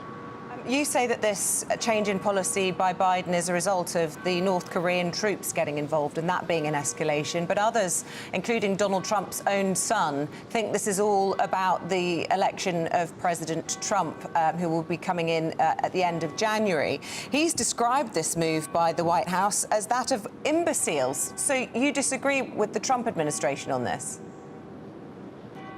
Well, I speak on behalf of the opposition in the UK, working closely with our government. I don't speak for the US, either for the current or the future administration. What I can say is President Biden was pretty clear through his spokesman, as I understand, that this related to North Korea. And we have to understand in the UK, this is so significant. The fact that North Korea, a totalitarian regime with, I understand, hundreds of thousands of troops testing nuclear weapons, is sending those troops out to fight in Europe alongside Russia, a country with, as we understand, many nuclear missiles pointed at us. We have to understand which country is in the right here. It's Ukraine. We are doing the right thing to support them, and I sincerely hope that the US will continue to do that whatsoever happens. But in the immediate term, very much welcome this decision. Of course, has to be used responsibly, as I'm sure will be the case with President Zelensky. But just remember, they are defending themselves. They were invaded by a dictator, by an aggressor. OK, that's Shadow Defence Secretary James Cartledge. Good hearing from you, James. Thank you. He's had his say on what's going wrong there in Ukraine and what should happen and the justification for America to lend or give those missiles to Ukraine. Your views very welcome. Have your say. And indeed on this next topic, which is getting lots of you hot under the collar, as thousands of farmers across the country are set to descend on London this week in protest against the government's budget tax changes. So these changes mean farms worth over £1 million will be hit with a 20% inheritance tax when they are passed on. Farmer Gareth Wynne-Jones joins us now from Snowdonia. Good morning, Gareth. Good morning. Yeah, you must be sensing you've got a lot of the public on your side with this one. Why do you think the government's not on your side? Because they don't understand the importance of agriculture, farming and food production. If they would, they wouldn't have built this inheritance tax. onto small family farms. Keir Starmer stood in the NFU conference in February and told everybody how he was going to protect family farms. First budget comes out and he drops the biggest bombshell ever. So, you know, we should challenge him. And on Saturday, we all went to Llandudno, where the Welsh Labour conference was. He was there. There was hundreds of farmers. I was one of them. And we waited for him outside to come and address and talk to us, you know, air our frustrations over, but he didn't. He snuck out the back like a rat.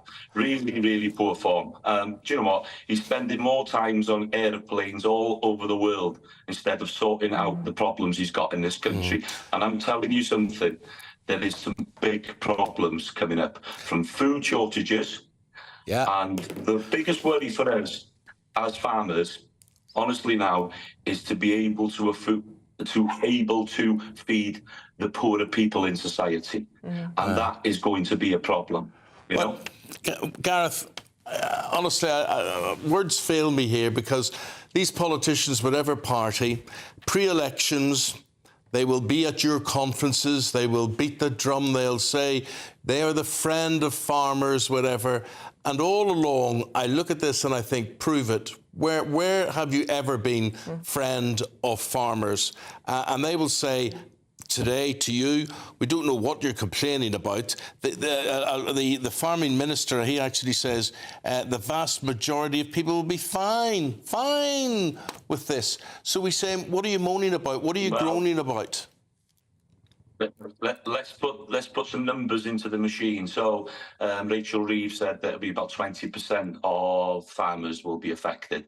Well, we're looking at numbers now, the NFU and a few other people are coming out. It could be 60 to 70%. Now, we know she's not very good at maths, but the Treasury should be, and they're not doing the job of protecting the people that are feeding them.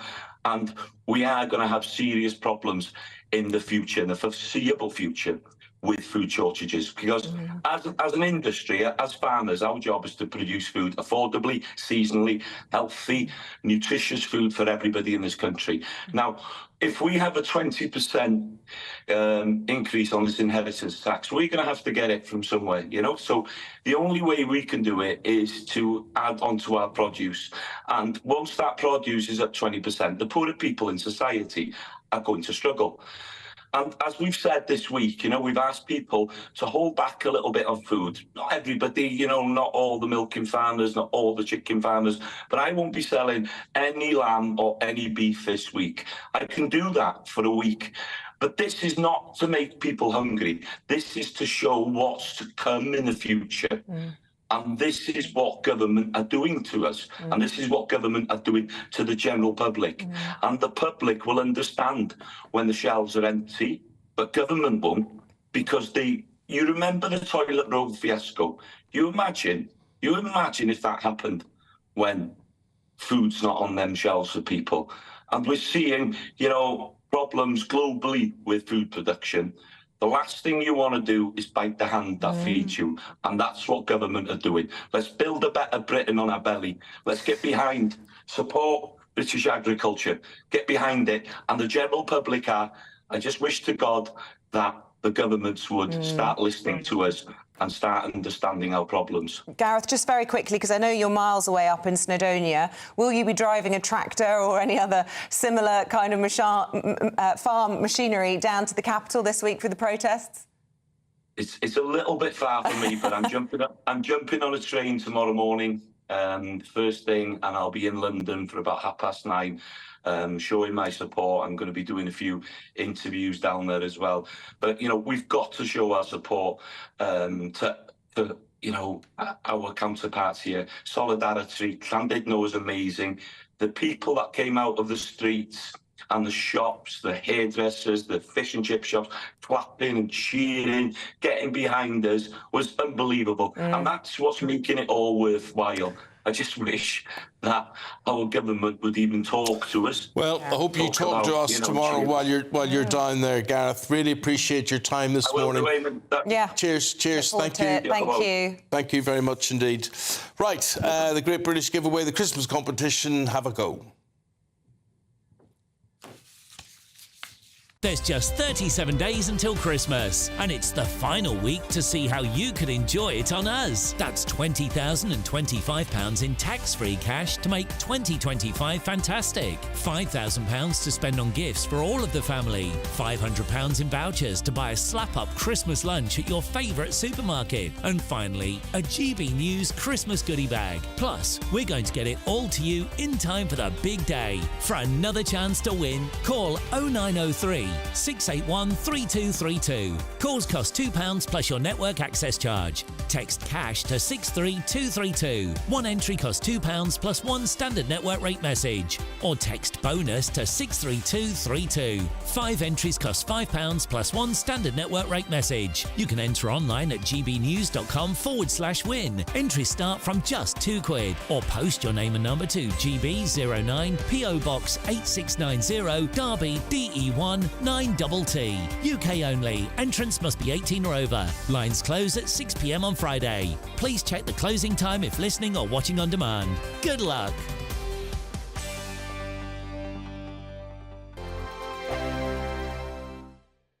Hi there, I'm Michelle Dewberry, and I'm going to take a second to tell you all about my show, Dubes & Co. We start off with the issues of the day. We then bring in both sides of the arguments. We get rid of the disrespect. And then you throw me into the mix. And trust me, I'll tell it exactly how it is. And then, of course, the magic ingredient, you at home. We mix it all together, and what have we got? In my opinion, the best debate show in town. Monday to Friday, 6 till 7 on GB News, Britain's news channel. It's Patrick Christie's Tonight, and here we do things differently. It's explaining the absolute madness of this, doesn't it? It's explosive. I mean, this is very good. It's lively. 850. Your government sat there, Sean, and it did nothing. It's controversial. And the Middle East has been in turmoil since before I was born. It's everything you need to kickstart your evening. Everyone's had their Weetabix tonight. I love to see it. That's Patrick Christie's Tonight, weeknights from 9 p.m. Only on GB News, the People's Channel, Britain's news channel.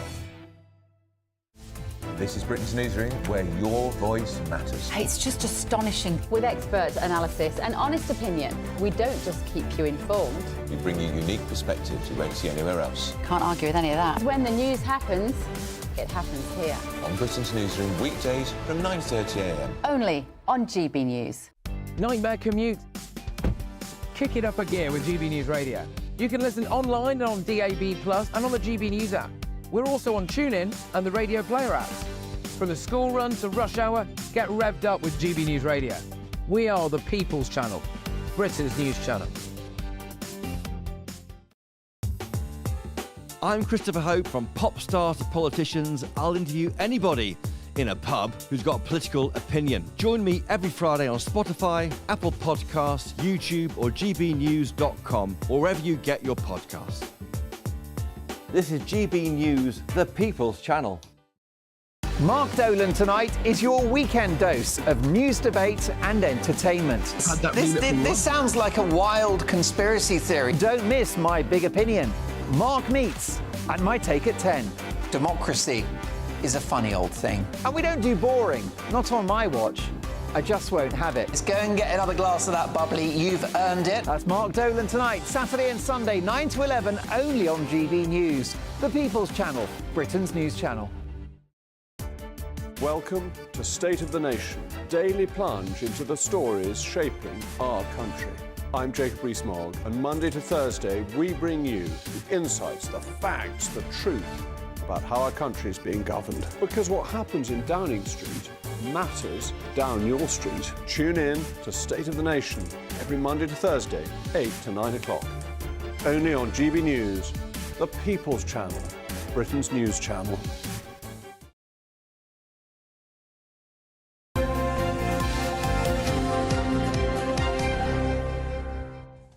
Electric cars. Previous buyers of plug-in electric vehicles got a grant of up to £5,000. So this morning we're asking, should Number 10 reintroduce those subsidies for electric vehicles?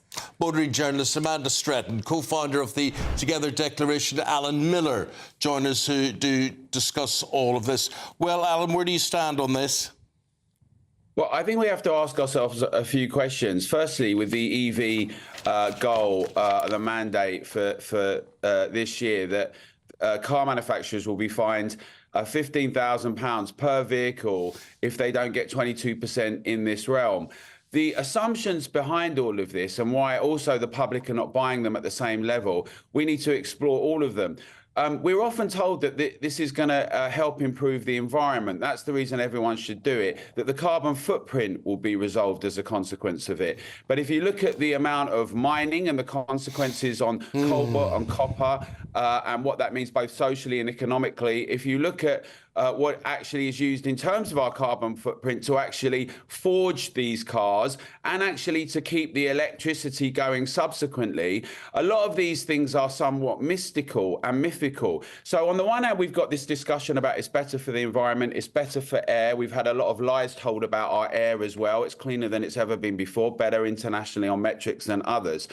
And then you've got a question of why can't it just be left to the market? Okay. Obviously, unions are very concerned, workers are concerned, and so are businesses. And so we've got a situation where we're being prodded and nudged and pushed towards this net zero. Amanda, are you concerned? How does this affect you? Well, contrary to what he was saying, I completely think subsidies should be reintroduced.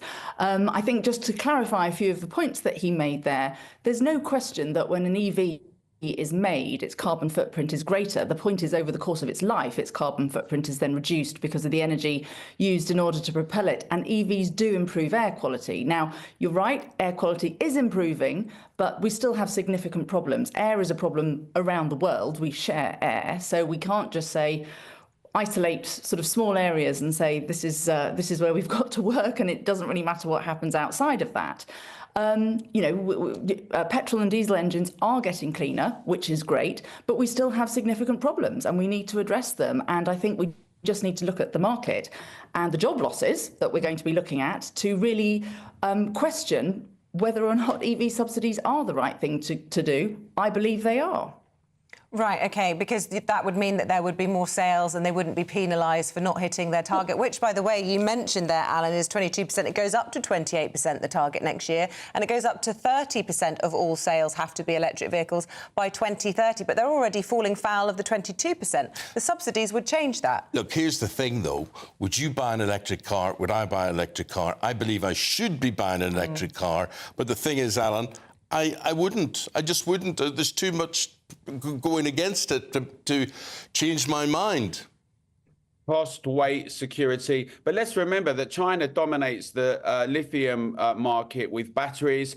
They are not signing up to any questions about net zero outputs. They're building a coal mine a week. I actually think that's quite an ambitious target, and it's quite interesting they're doing it. But the notion that somehow we virtue signal but then punish and are punitive to our workers and our industry is preposterous. Net zero is going to impoverish us. It's going to send the lights off.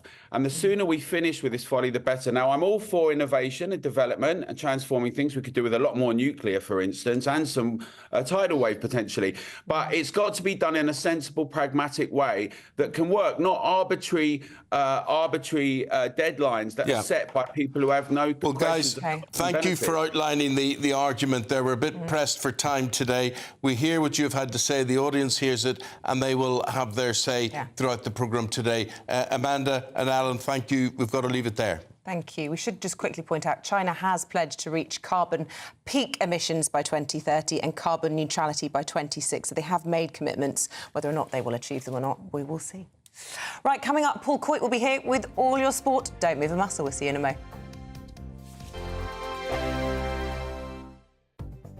The latest GB News travel. Good morning, I'm Russell Holding. In Murray, the A941 is closed at Lossiemouth for an investigation. On Merseyside, the A565 is closed each way along Albert Road in Southport because of a fire. The M61 in Greater Manchester is blocked southbound by an accident between junctions 4 and 3 from Farnworth to the Kersley Spur. There are long delays with queues from junction 5 at West Horton. Buses replace trains between Llandudno and Blaenau Festiniog because of poor weather conditions. Trains aren't running between Shrewsbury and Llanwrtyd because of a landslip. And there's no service between Wolverhampton and Birmingham International because of a shortage of trains. On the M11 in Essex, the inside lane's closed southbound where someone's broken down just after junction 7 at Harlow. There's disruption to trains into and out of Paddington Station in London. And on the M25 in Surrey, 2 lanes are closed anti-clockwise. There's an accident in the Clackett Lane services between junctions 6 and 5 causing delays. That's the latest. You can stay up to date throughout the day by visiting our website, gbnews.com. Why go out on a Friday night when Friday night comes straight to your home? Talking about. Join me and my A-team of top pundits. Chemistry tonight is electric. As we tackle the big stories of the day with wit, insight and fearless energy. Man of the people. It's all vibe. Just a filing cabinet on wheels with a tie on. So, order in Friday Night Live with me, Mark Dolan, every Friday at 8, only on GB News, the People's Channel, Britain's news channel. Join me, Camilla Tominey, for a frank and honest discussion with those in power that cuts through the spin and gets to the heart of the issues shaping our nation. You haven't confirmed that you want to stand as leader, but you haven't ruled it out either. This report basically says that he's not fit to stand trial. Is he indecisive? Incompetent? I deliver the dose of reality Westminster needs. That's the Camilla Tominey Show at 9:30 every Sunday on GB News, the People's Channel, Britain's news channel. Good Afternoon Britain isn't just about us. The wonderful thing about this programme is it's about everyone watching. It's an interactive programme. Well, there absolutely is something to see here, and we're going to be talking about it more. Whether it's breaking royal news, Will, please bring us up to date, or indeed a particularly punchy speech in the House of Commons. Very, very curious. We bring it to you live, and then we bring you live reaction as well. That's Good Afternoon Britain, weekdays from midday. Only on GB News, the People's Channel, Britain's news channel. Hi there, I'm Michelle Dewberry and I'm going to take a second to tell you all about my show, Jubes & Co. We start off with the issues of the day. We then bring in both sides of the arguments. We get rid of the disrespect. And then you throw me into the mix. And trust me, I'll tell it exactly how it is. And then, of course, the magic ingredient, you at home. We mix it all together and what have we got, in my opinion, the best debate show in town. Monday to Friday, 6 till 7 on GB News, Britain's news channel.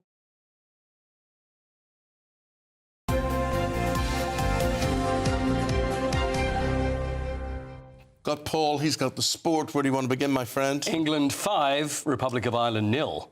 That was a thrashing, wasn't it? It was all in the second half as well. Yeah, and the sending off and the penalty. Harry Kane penalty. By the way, do you remember we spoke about Harry Kane and the statue? Do you remember that? That was going to be at Chingford Station and they decided that it couldn't be there. It's finally being unveiled this morning. 9:30 this morning, London Fields in Hackney, the Harry Kane statue. Will he be there? I don't know. I'd think so, because, I mean, if he's in the country, you think you'll be there, won't you? You're like his #1 fan. Well, well, you're number 2, aren't you? Well, you've made me think do he's like a good him. egg. He's a good egg, yeah. But, well, yeah, apparently that's where it's been unveiled today. But anyway, yesterday, Well, Anthony I'll tell Gordon... you, if anybody unveils a statue of me, I will be there. Will you be there? I'll turn up. What about if you didn't like it? You wouldn't know until they unveiled it. So would you do a good poker face and go... Oh. Eamonn would say it as he saw it. What do you mean? That doesn't look like George Clooney. That's nothing like me. Knock the thing down. I can't say it hasn't happened. Oh, really? Oh, really? Come on, then. Are we talking painting or are we talking statue? It was pretty major. Right. But anyway, nobody knows because I didn't let on. Okay. Oh. There's been a few portraits and statues and busts of Tributes. me. Yes. Over the years. The tributes came pouring in. I have been a bus. Well, with me. I've been a taxi. Indeed. We were on the back end of a bus together. Oh, no, I'm not talking about that this one. channel. No, I'm talking about the Eamonn bus in Belfast. Yeah, I remember your taxi, yeah. It's people... No, there's a bus as well to get people home at night. Well, there's an Eamonn bus? Yeah. Is there really? Yes. Well, was it still going? It's still going. People who, you've got so much drink at night and whatever, and you can't afford to pay for a taxi or whatever. Eamonn will take you home. Eamonn will take you home. Oh, that's a lovely thought. That's a nice thought. Yeah, has Harry Kane got one of those? I think not. I think not, but he's got a lovely statue, which is going to be unveiled. Tonight, Poland versus Scotland. They beat Croatia on Friday. Scotland did very well, so they need a win to stay in Group A1 of the Nations League. Northern Ireland away in Luxembourg. By the way, the big game that I'm looking forward to is Liechtenstein versus San Marino. 2 countries which are probably smaller than this studio. By the way, what's the smallest country in the world? Do you know what it is? Oh. Smallest country in the world? Luxembourg? No. Italy, Vatican City is the smallest. Oh, yes. 0.17 square miles. I'm just thinking of games that could be played. Monaco is the second smallest. Yeah, what's wrong with Then you've got Nauru, you've got Tuvalu, San Marino at 5. San Marino at 5. Liechtenstein is number 6, and then Malta at 10. and Singapore, number 21. Not that they change much because their sizes are always going to be the same. Singapore bigger than I thought then. Is it really? I thought it was smaller. 21. Yeah, I was. And then Bahrain is at number 23. Brunei. Brunei, I haven't got that in my chart. No. But there's always hope for Brunei that maybe if it gets smaller, then it might make it. OK. We got enough time for birthdays? So we got birthdays? Go ahead, Hold on, let's do a couple of birthdays. Birthdays today. I've got a couple for you. Famous sporting names you will recognise immediately. Can we have the first one, please? Oh, dear. Guess how old I am. There we are. Michael Dawson. The lovely Michael Dawson, played for England, played for Spurs, Nottingham Forest. It's his birthday today. How old is Michael Dawson today? I'd say 45. 45? Is he still a current player? No. Retired about 4 years ago. I think he looks younger than me, so I'm going to say 39. 41 is the answer. 41. Let's go for this one. One more. Old friend of Eamonn's. Peter Schmeichel. Peter Schmeichel. All right, I think 63. 63 for Schmeichel. That's a good marker. It's a That's good marker. But he's not that old. I don't Close. think. Yeah, I'd say he's 60. Come on, Eamon. Go again. 57. 57. One more for you, Eamon. You're so close. You should be an auctioneer. 58. 61. Oh, 61. closer before. 61. 61. He's a great character, Schmeichel is. Yes, He's super, yes, super indeed. duper. Speaking of great characters, we're saying goodbye to you. We're saying hello to Biggins. Who's the character, Biggins or me? Yeah, Biggins What were you is the saying? character, but, you're also a great character. Oh, OK, thank you very much. Well saved. Yeah, that was almost we've like got Peter Biggins Schmeichel just before he these days, gets lost into Theatreland for Oh, the of Panto course. season. He's Yeah, off yeah. to Woking. Yeah. So we've got him booked in. Yeah. I'd like to see him play Aladdin instead of the... There's a night out for us. Just something different for a change. What's he playing? Does anyone know? A mirror. Is it? Yeah. Biggins, Anyway, Biggins on the we're wall. back with the papers right after this.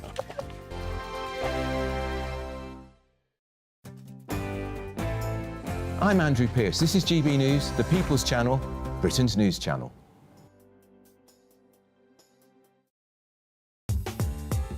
I'm Christopher Hope. From pop stars to politicians, I'll interview anybody in a pub who's got a political opinion. Join me every Friday on Spotify, Apple Podcasts, YouTube or GBNews.com, or wherever you get your podcasts. This is GB News, the People's Channel.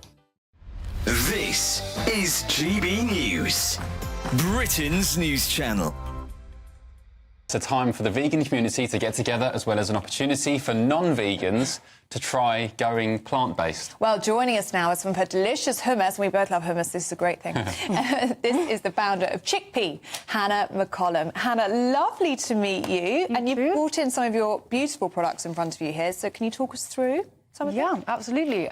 So I have a range of chilled hummus, and then latest to the range of a new ambient snack pot, which is a fridgeless hummus that doesn't require refrigeration. But I started Chickpea because of my love for hummus, but also sustainability and reducing food waste and encouraging people to be more plant-based without saying go vegan. Does normal, say, traditional hummus have anything that's not vegan appropriate in it? Not really. No, I think it's always chickpeas, olive oil, maybe some other bits. Yeah, lemon juice, aquafibre or water to help with consistency, garlic, and rapeseed oil or olive oil. And there's a bit of a misconception about veganism that I hear a lot, where people say, look, I'm not a vegan, I love my steaks, I'll just get out of there now. But there's a misconception that you don't get the protein, you don't get the fats, and you're kind of just eating processed salads and, fake meat and things. But that's not quite the case, especially with chickpeas, right? Yeah, I think protein is really important, and actually a lot of people think I need a certain amount of fish every week or meat, but actually a lot of the fish and meat that you're eating are eating higher protein foods, so algae, seaweed, pulses, all these types of plant-based foods. For me, veganism is like you could have a delicious rye seeded bread with just loads of roasted vegetables, seeds, tahini sauce on top. That sounds and there's nothing beige in there at all. GB News, the People's Channel. We're proud to be GB News, the People's Channel. And as you know, we always love to hear your views. Now, there's a new way of getting in touch with us at gbnews.com/your say. By commenting, you can be part of a live conversation and join our GB News community. You can even talk to me, Bev Turner, or any of the members of the GB News family. I'm Bev Turner. Thank you for joining us on GB News, the People's Channel, Britain's news channel.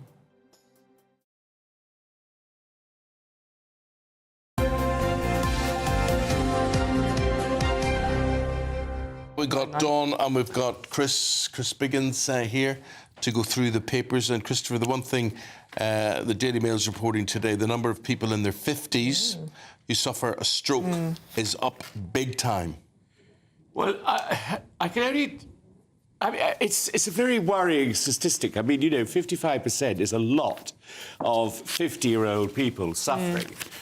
And presumably, life is not good for them because, it's a problem which we've never really had before. This is quite a high percentage. And, perhaps it's stress at work.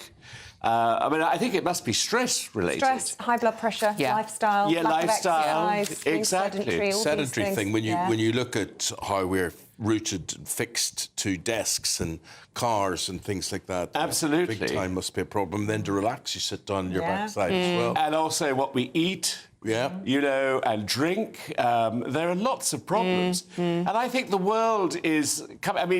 I don't know whether you talked about this last week. I mean, I had this feeling with some friends of ours that, when you reach a certain age, like 70, perhaps that's when you should give up. That's when you should not live anymore. What? So, because we all live far too long. Yes, but don't you think that 70 is the new 50? And, 50 is the new 30? Everyone's staying younger for longer. Not just in terms of their looks, but just in their behaviour. But do you think that's a good idea? Well, if you're going to be around till 100, you might as well enjoy it. God forbid. How old are you, Biggins? Are you thinking 76. Oh, right, so you'd be dead and buried by I would. Well, that's right. We need more Biggins. I think you're not ready for that. You look well on it, Biggins, which is good. And you feel well? I feel well. Everything is terrific. But I just think, the thought of having to go through different things, illnesses and, operations, and you think to yourself, why am I doing this? I've had the most wonderful life. Yeah. It's been fantastic. Let's remember it like that. Exactly. Let's not go downhill and, sort of sit there and feel sorry for yourself and, you ache and you know... My big worry about dying is who's going to clean out my drawers and all the stuff you're going to leave behind. You sort of think, I should have tidied that up. Got rid of that. I should have kept that and filed that and given that to my kids and whatever. My mum is so... she's in her mid-80s now. She is so organised. She's actually gone through absolutely everything. If Mum... Please don't, Mum. If she popped her clogs tomorrow, everything is in order. That's what I want to be like. It's so organised. It's scary. And I hate talking about it. But, I mean, she's just together with it. I'm with Eamonn. It's going to be chaos wherever gets sorted out. I mean, nightmare. Well, I don't know... things I've got and collected. I don't want to be going through your drawers anytime soon, Biggins. That's for sure. There's a TV show in that. What's in your drawers? Dawn, you've got a nostalgia story here. Brits get nostalgic over childhood faves. Like what? Yeah, this is lovely. I love this story because it's so true, isn't it? This is a survey. And it's, the childhood favourites, the stuff we remember from childhood, and they mentioned in particular the top favourites were rice pudding, cream soda and flying saucer sweets. Do you remember? I think you can probably still get them. I remember, Personally, I used to hate them, but... You can get them. Yeah, you can, absolutely. But evidently, no, you might not be surprised when you find out this is done by a Capri Sun drinks firm. But the taste that really affects most of us, 36% and it takes us back, is Ribena. Oh, yeah. I think that's the whole reason I have fillings. Because I was never allowed to eat as a child, and I can never understand, why do I have so many fillings? I have no sweets in my diet. But then I saw the sugar content of Ribena. It's as bad as Coca-Cola. It's horrendous. My kids can have the sugar-free stuff. You can get sugar-free stuff now. It doesn't taste the same. The one drink that takes me back is our Lucozade in the crinkly orange paper when you were ill. Do you remember that, Biggins? Yes, I love it. Every time you went to hospital when you were a kid, it would be a bottle of which again hot Ribena, loaded with sugar, and it would be the Lucozade in that crinkly orange paper that you could make Christmas decorations with. Mine's rice pudding. Oh, I do like a rice pudding. No, absolutely, it makes me. I hated frog spawn. That's we used to have tapioca. Tapioca. Like that. I liked semolina though, so Yeah, semolina I like. I love making but I semolina. still love a rice pudding. And Neil's going out for shopping, and I'll say, get a rice pudding. A nice tinned one, or oh, the tin ones are great. But we were talking about our nostalgic Christmas stuff at the weekend, and the one thing people of a certain generation were talking about was snowball drinks made with advocacy and lemonade. Yeah. And every youngster in the room were going, I have no idea what you're talking about. Yeah. I don't know, snowball drinks. Yeah, let's talk about... Let's do Mo Farah, shall we, Biggins? I love this story. It's wonderful. Pick your victim. I know. I mean, these two guys stole Mo Farah's phone from him, and they got in a van and drove away, and they suddenly look in the mirror, and there's this maniac, and they didn't realise it was Mo Farah, this maniac running behind, and he catches up with them in a van. Of course he does. It's and gets them out and gets his phone back. I mean, it is the best story ever. They could take mine any day. They'd get away with it for weeks. I wouldn't be able to catch them up. You know, it would be terrible. But I think it's a wonderful thing that he did, and the surprise on their faces must have been wonderful. Oh, I bet someone's got that on a security camera. Oh, I somewhere. do hope so. Some I do paper hope tracks so. down that footage. Yeah. National hero. Strictly. I don't know if any of you are watching it. Christopher's story in the Mirror is about Wyn Evans, the Go Compare man. Yeah, he was eliminated. He went out last night.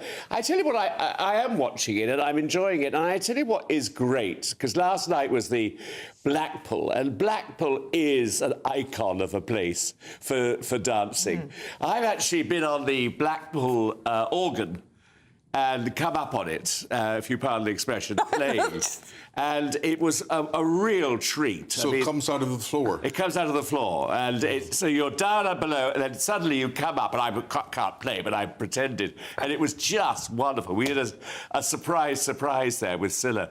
And it was wonderful, really a wonderful experience. But the whole thing is marvellous. I mean, it's now we're down to our last 7, I think. 8 was yesterday. We got rid of Wyn. And I think it's going to be interesting. I think they're very, very good standard this year. I really do think so. Yeah, I mean, why did Wyn stay so long, Biggins? I mean, he was quite clearly the worst dancer. Well, I know, but I think they perhaps thought that he was going to do something for BBC, because that's what they do, is tend to keep people in if they're going to work for them again. Cynical. Exactly, cynical. Not good for you. Yeah. Am I cynical to think that we can rebuild a relationship with China, Dawn, because this is what the Times is saying on its front page today, that the Prime Minister seems to want. Yeah, this is Keir Starmer off to the G20, which brings together the 85% global GBR countries. He is talking trade with China, which is fine, and I do think we need to have conversations. But considering this is the same Keir Starmer who had huge issues with the human rights issue in Rwanda, but talking to China is absolutely fine. Yeah. There is, again, a whiff of hypocrisy about this. But also you're thinking everything you pass to them, everything you talk about them, they are spying, copying, intruding on that. I mean, you surely couldn't and wouldn't trust them on any front whatsoever. Personally, I wouldn't. But, I mean, there is... Obviously, this becomes very important when Trump's saying he will impose 40% tariffs on Chinese exports, which is probably going to start some sort of global trade war. So you can't blame Keir Starmer for doing this. I mean, remember, they are the party of growth and growth. Yeah, evidently. But Barry Gardner was in with China, wasn't he? Yes. He was getting... Yeah, I mean, the last PM to talk to President Xi was Theresa May. So, I mean, it's breaking new ground, but you do have to wonder how careful we have to be. And the one shocking thing I was reading about China is they're the second largest manufacturer of pharmaceutical drugs, prescription drugs, in the world. I mean, this is where COVID came from. Am I... Oh, yeah, interesting, Am I right to be suspicious about this? Have you been to China? Yes, I was thrown out. Were you? Yeah. I was denied a visa. Yeah, no, I got a visa and then they threw me out of the country. I loved it, I must say. We had a wonderful trip there. Years and years ago. The Great Wall. It was on the bucket list, but I'm afraid there's no chance of me going. The Great Wall is like that. It's very steep. I mean, how the Queen went up there, I'll never know. I mean, it is really like climbing a mountain. Yeah. It's 5,000 miles long or whatever. I mean, I only did 4. There must be a bit flat somewhere. Somewhere along the line. Put the Queen on that bit. Ironically, that was the thing that did for me. I sort of like overstayed my welcome by saying, "Can I just go and see the Great Wall of China, please?" And they said, "No, you're on the first place to Hong Kong." And they literally bundled me on a plane. Confiscated my money, my passport, my luggage, and put me on a plane to Hong Kong. Oh, no. Yeah. Winter. We're going to get winter starting tonight, Biggins. Yes, well, the Met Office extended a severe weather warning. And we all know it is getting colder out. I mean, you really feel it. And I know there's that transition that's happening. But I think it could be a white Christmas. Do you think? I think that they... Wouldn't that be lovely? Blue skies, sunshine. Oh, it's what you're left with afterwards, though. It's also not so fun getting up at 3 in the morning when it's sub-zero. No. I'm just looking at the forecast. I love for Christmas. The next 0, 0, 0, Wednesday night, Thursday night, Friday night.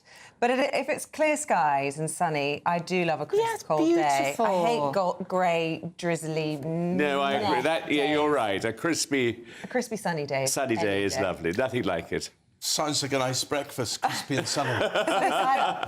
Guys, thank you very much indeed. We're going to go and find out what exactly the picture will be and where it will affect you over the country. Ellie Glazer has that.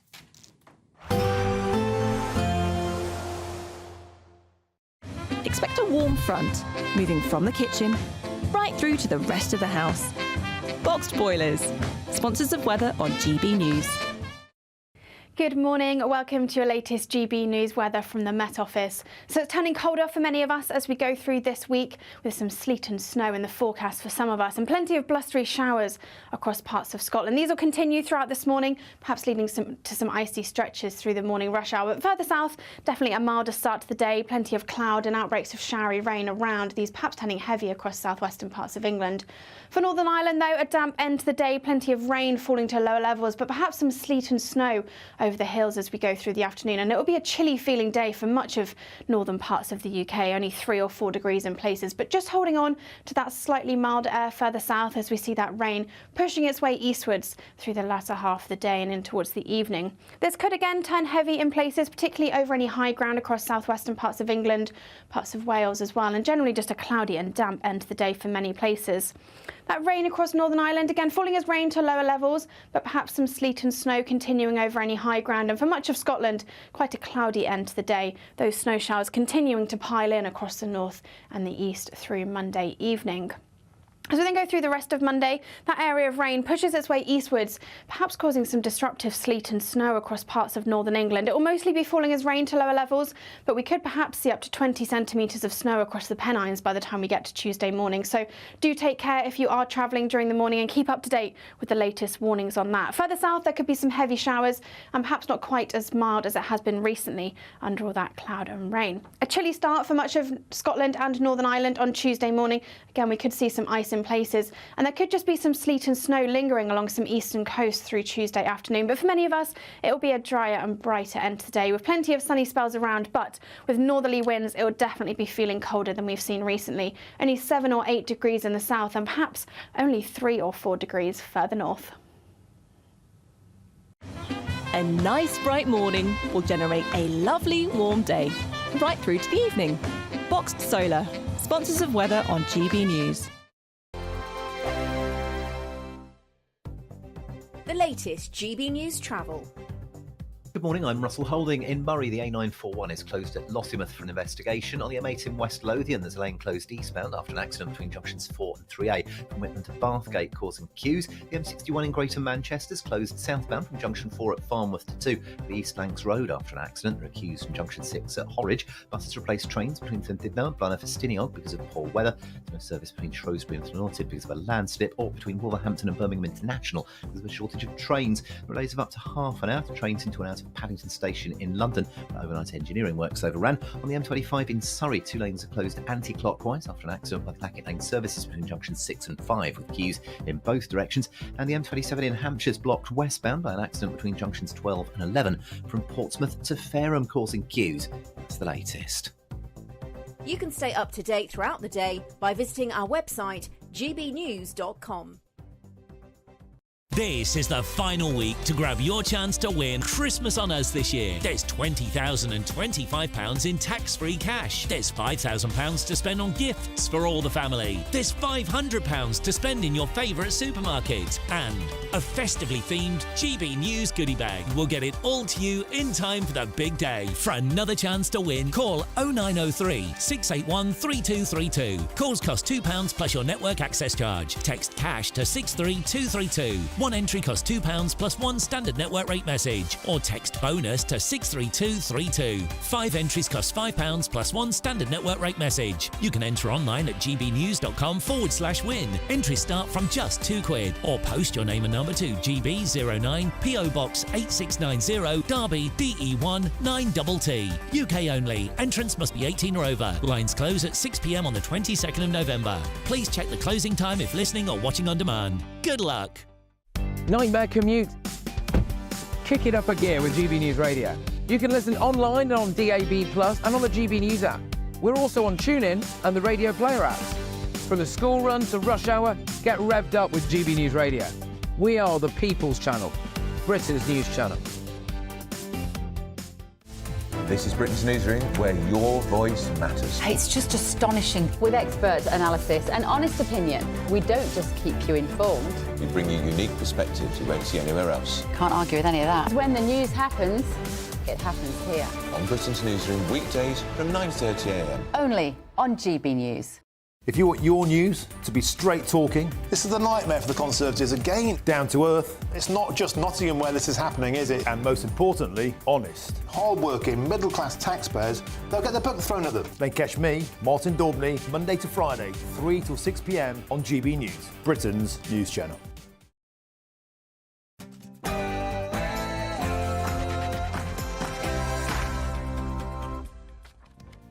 A very good morning question for you. Is President Biden risking World War III? The US president has given the go-ahead for Ukraine to use American long-range weapons inside Russia.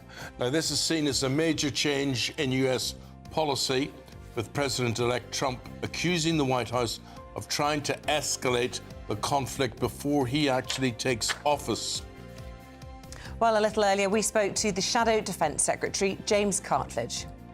Very important development, and it's very welcome. And I think in those circumstances, this decision is justified. And I do hope it now paves the way for the UK granting full autonomy to, UK granting full autonomy to Ukraine in relation to the use of Storm Shadow missiles. A major security scare at Windsor Castle. Masked men attempt to break in to the estate while Prince William, Kate and their children were asleep nearby. Sir Keir Starmer is set to meet with the President of China in a bid to defrost relations with Beijing as G20 leaders are gathering in Brazil. Farmers are set to descend in Westminster to protest against the government's inheritance tax. We'll be talking to some of those affected. Research reveals that serious crashes involving young people remains an all-time high. We sent our reporter Anna Riley to find out more, as today marks the start of Road Safety Awareness Week.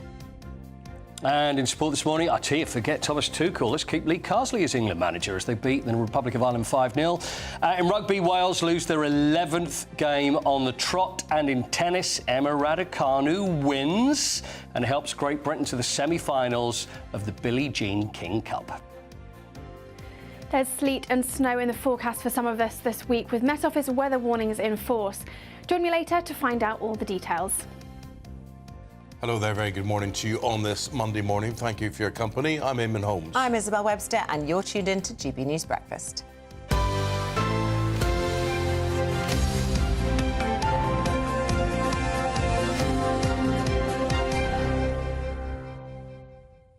Are you ready for the cold? Have you got your heaters all I'm primed? ready, yeah. Is it going to be as bad as... It's going to be zero it's never in London. everything's... Yeah, it's going to be zero down here for a few of the nights of the week. Right. So you need to make sure your car's in the garage, or you've got the screen covered if you haven't got a garage. Because now I'm doing the bike thing, when I park in the car park and then I have to ride the old bike. You're going to need a balaclava. I'm going to need gloves, I'm going to need a balaclava, and so I'm going to need wrapping up Goggles, on that. I know. ski mask. Everything. I'm going to need everything. It's covered, yeah. Absolutely, I'm very prepared. I've noticed by not drawing the curtains over the past week, it's much colder. I actually now have to go and physically draw the curtains. Oh, yeah. Yes. Yeah. Do you have the heating on at night, though? Yeah. Yeah, keep the heating on. Trouble with me is I can't find things. I don't know where the heating button is. You don't know where your heating Oh, is? Eamonn. Really? I don't. Wow. I always say to somebody, how do you turn that heating on? What do you do? Somebody always flicks it on for me, wherever it is. That's how the other half live, Get I the tell staff. you. I know. Can you get someone to turn that down for me? Honestly, Eamonn, really. That's how they'll find me dead. Trying to get to the What was thermostat. it? Yes, he was trying to get to the thermostat. His hand didn't He'd quite reach it. frozen to the spot. I'm just stepping outside. I may be some time. Yeah, maybe sometime. Who said that? It was Captain Oates. It was Captain Oates, who was from? From Scott the Antarctic. Ballymena in Northern Ireland. Oh, I thought you meant where's he from. I thought you meant the film. Of course, I thought he was a New Zealander. No. Are you sure? I think am Scott might have been from the Northern Ireland, right? No, Scott wasn't from Northern Ireland. Was he not? Captain Oates was You from can't Northern argue Ireland. with That was Pat Jennings I'm thinking of. I've got it the wrong one. So I thought Oates was from New Zealand, so you're going to say Northern Ireland? I am going to say that. And OK, if fine. I'm wrong, I'll be happy to accept that and realise I've been wrong for all these years. OK. But I always say I'll be some time, as Captain Oates would say. Yeah, yeah. Yeah, goodness me. Isabel, what's the answer? You want me to look it up? I think right you may now? have. Yeah, you go and look it up. Okay, Tell us in a after. minute. carry In a on. minute. Let me Yeah, do yeah. this first story because the President of the United States, Mr. Joe Biden, has approved the use of American long-range missiles by Ukraine so that they can strike inside Russia. Well, this morning, all eyes are turning to Sir Keir Starmer to see if this will allow British weapons to be used as well, these Storm Shadows. Now, Donald Trump's son has accused the White House of risking World War III before his father actually enters office again. And Russian President Vladimir Putin previously warned that such a move would be viewed in his eyes as NATO's direct participation in the war. Former senior military intelligence officer and veteran Philip Ingram joins us now. Philip, interested in your take on this? I think it's a decision that's been long waited. It's fantastic news for Ukraine. It should have happened months ago. Let me ask you, I mean, Russia's had really advanced notice of these missiles being put in place. They've redrawn their lines as to who would be inside the radius where the missiles could strike. What effect can they really have? Well, it pushes the Russians back, which means it takes them longer to react to attack into Ukraine from further safe areas outside missile range. It also means that they can't concentrate their troops, their logistic dumps and everything else in areas that it's then easy to resupply them. These missiles have got a range of, the attacking missiles have got a range of about 190 miles, 300 kilometres.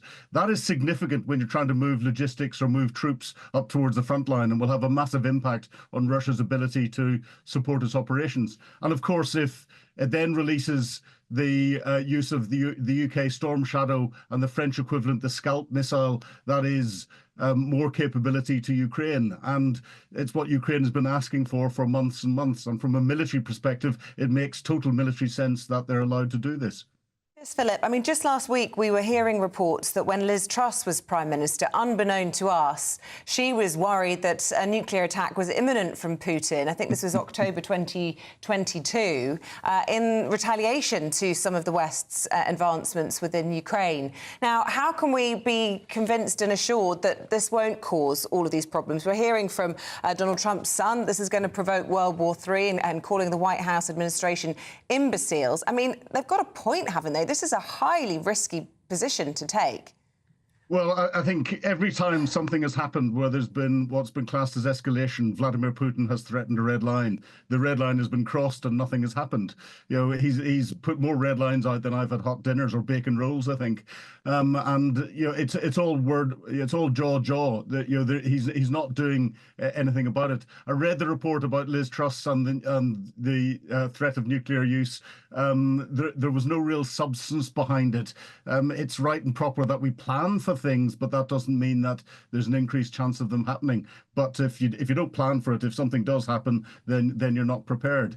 What's Putin going to do this time? He will rattle the nuclear saber again.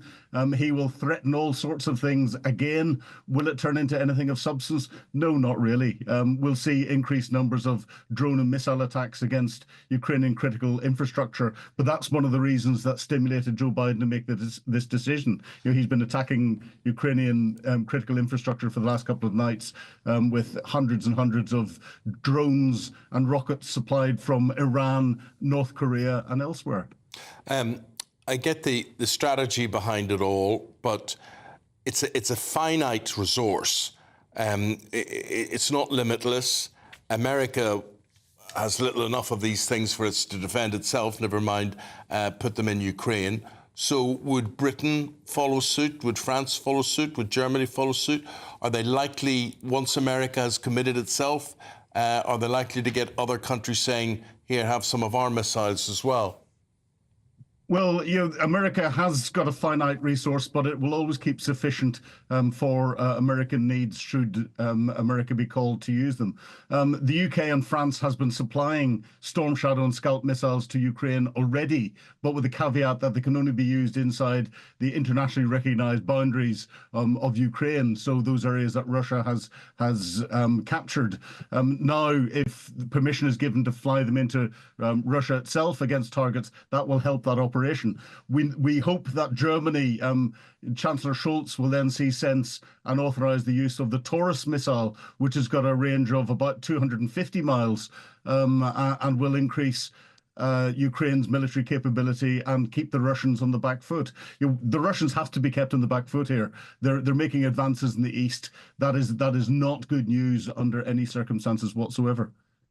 Can I just ask what you think is the reason behind this volte-face from President Biden? The official reason appears to be the introduction of these North Korean troops into the kind of Russian meat grinder of men being sent out to the front line.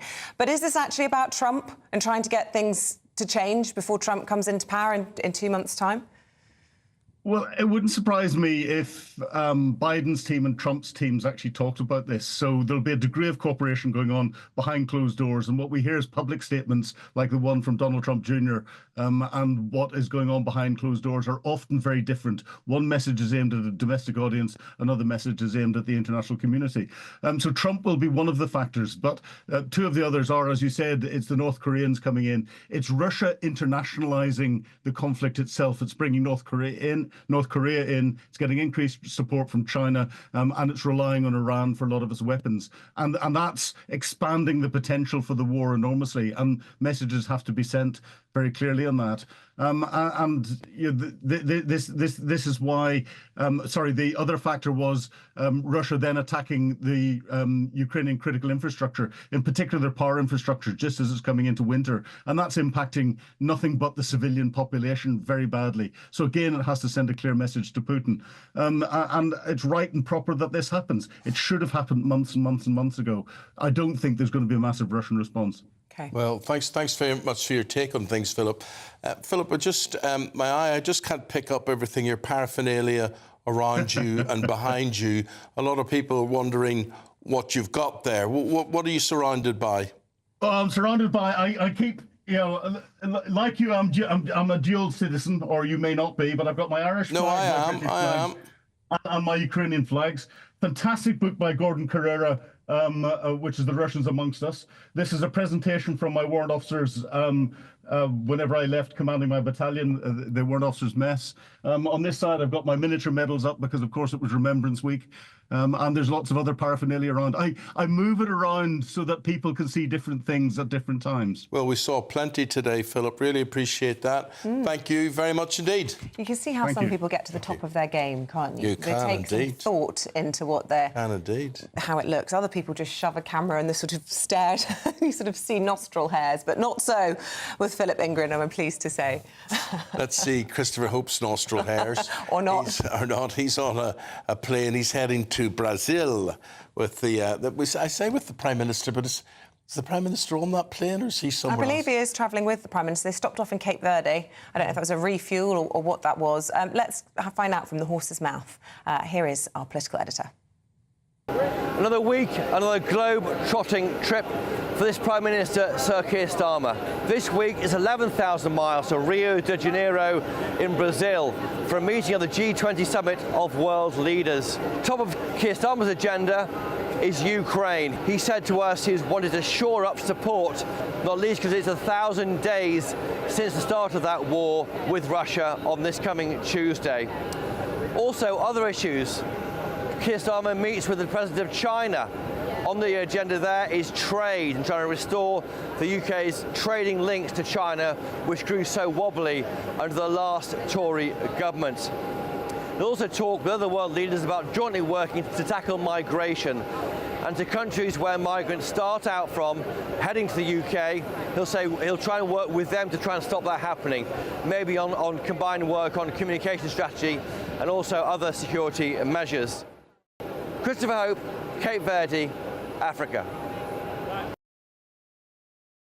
And we look forward to hearing more from him once they touch down in Rio. That will be great a little bit later on. Quite a nice gig, actually, to be off to. Wonder if they'll be off to Copacabana Beach, have time. Although, judging by how quickly Starmer snuck out of Llandudno over the weekend, perhaps it will just be in and out. Who knows? Right, our question of the day for you. Do you think Donald Trump is right to adopt Britain's ditched Rwanda plan? Reports have emerged of this over the weekend. We're asking you to get involved on our website. The details are gbnews.com/poll, where you can vote, and we'll bring the results during Martin Daubney's show, being covered by Nana today, and we'll have our own little tally for breakfast viewers just after 9 o'clock. OK, wonderful. We give you the weather update, concentrated on that today because it's going to change quite drastically. Ellie Glazer.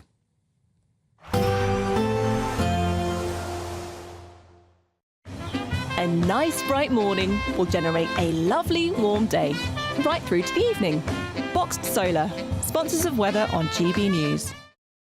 Good morning. Welcome to your latest GB News weather from the Met Office. So it's turning colder for many of us as we go through this week, with some sleet and snow in the forecast for some of us and plenty of blustery showers across parts of Scotland. These will continue throughout this morning, perhaps leading to some icy stretches through the morning rush hour. But further south, definitely a milder start to the day, plenty of cloud and outbreaks of showery rain around, these perhaps turning heavy across southwestern parts of England. For Northern Ireland, though, a damp end to the day, plenty of rain falling to lower levels, but perhaps some sleet and snow over the hills as we go through the afternoon. And it will be a chilly feeling day for much of northern parts of the UK, only 3 or 4 degrees in places, but just holding on to that slightly milder air further south as we see that rain pushing its way eastwards through the latter half of the day and in towards the evening. This could again turn heavy in places, particularly over any high ground across southwestern parts of England, parts of Wales as well, and generally just a cloudy and damp end to the day for many places. That rain across Northern Ireland, again falling as rain to lower levels, but perhaps some sleet and snow continuing over any high ground. And for much of Scotland, quite a cloudy end to the day. Those snow showers continuing to pile in across the north and the east through Monday evening. As we then go through the rest of Monday, that area of rain pushes its way eastwards, perhaps causing some disruptive sleet and snow across parts of northern England. It will mostly be falling as rain to lower levels, but we could perhaps see up to 20 centimetres of snow across the Pennines by the time we get to Tuesday morning. So do take care if you are travelling during the morning and keep up to date with the latest warnings on that. Further south, there could be some heavy showers and perhaps not quite as mild as it has been recently under all that cloud and rain. A chilly start for much of Scotland and Northern Ireland on Tuesday morning. Again, we could see some ice in places, and there could just be some sleet and snow lingering along some eastern coast through Tuesday afternoon. But for many of us, it will be a drier and brighter end to the day with plenty of sunny spells around, but with northerly winds, it will definitely be feeling colder than we've seen recently. Only 7 or 8 degrees in the south and perhaps only 3 or 4 degrees further north. We'll see a cold snap, which will quickly develop into a warm front. Boxed Boiler Repairs, sponsors of weather on GB News. And since there will be a white dusting over much of the country from tonight for a couple of days, good time to give our Christmas giveaway. Have a go. There's just 37 days until Christmas, and it's the final week to see how you could enjoy it on us. That's £20,025 in tax-free cash to make 2025 fantastic. £5,000 to spend on gifts for all of the family. £500 in vouchers to buy a slap-up Christmas lunch at your favourite supermarket. And finally, a GB News Christmas goodie bag. Plus, we're going to get it all to you in time for the big day. For another chance to win, call 0903 681 3232. Calls cost £2 plus your network access charge. Text cash to 63232. One entry costs £2 plus one standard network rate message. Or text bonus to 63232. 5 entries cost £5 plus one standard network rate message. You can enter online at gbnews.com/win. Entries start from just £2, or post your name and number to GB09 PO Box 8690 Derby DE1 9TT. UK only. Entrance must be 18 or over. Lines close at 6 p.m. on Friday. Please check the closing time if listening or watching on demand. Good luck.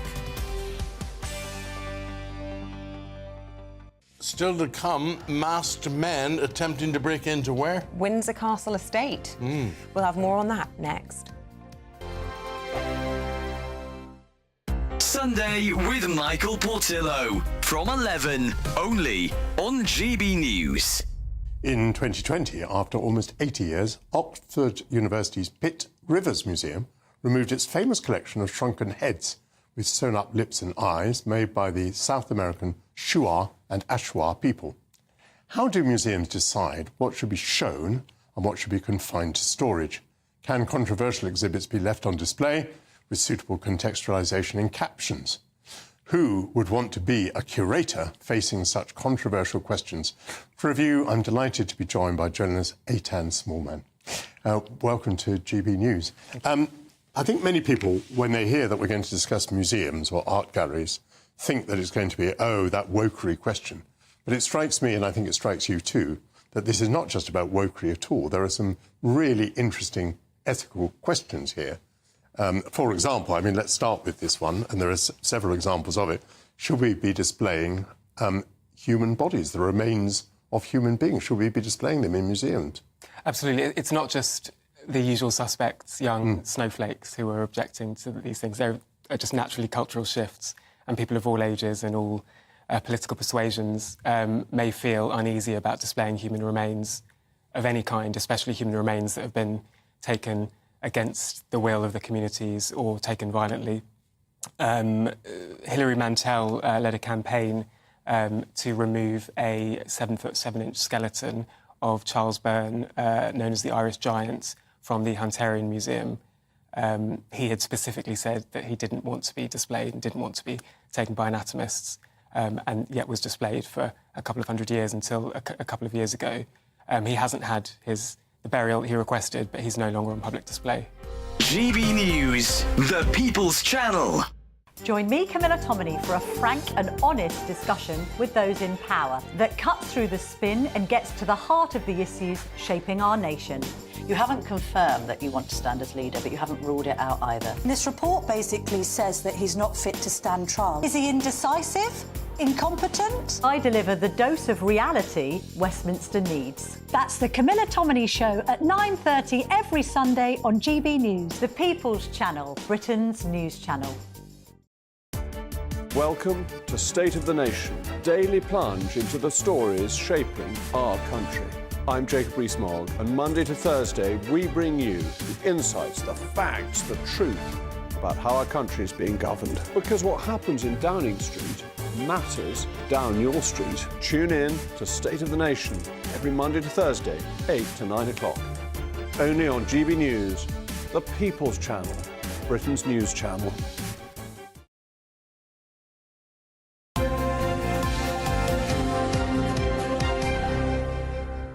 Now, masked men attempted to raid Windsor Castle estate whilst Prince William, Princess Catherine and their children were asleep nearby. That's according to the Sun newspaper. 2 men are understood to have scaled a 6-foot fence to steal farm vehicles. Thames Valley Police confirmed a burglary at the property on the Crown Estate, and this was in October. Well, let's get the thoughts of the former Scotland Yard detective, Mike Neville. Now, people might be dismissive and think this is just farm equipment that was targeted, but any breach of a royal boundary by masked people has to be taken seriously, doesn't it? Not least because there's been a crossbow incident in the not-too-distant past. Yeah, absolutely. I mean, we've seen there's been almost a scandal that they removed armed officers from the gates where you enter there because they said it frightened tourists, which seems slightly ridiculous because most foreign tourists will see police officers who have weapons all the time. And I suppose the thing that will be on most people's minds is that if the police were not busy policing tweets and were busy policing the streets, would they be catching more burglars? And I think that's what most people will be thinking today. How concerned do you think the Waleses will be, given that, not just one but two future kings were not far from the gates that were breached? And indeed, I think I'm right in saying it's the access that the family uses to come into and out of the estate. And according to The Sun anyway, it appears as though the two men had been sort of watching and waiting for some time.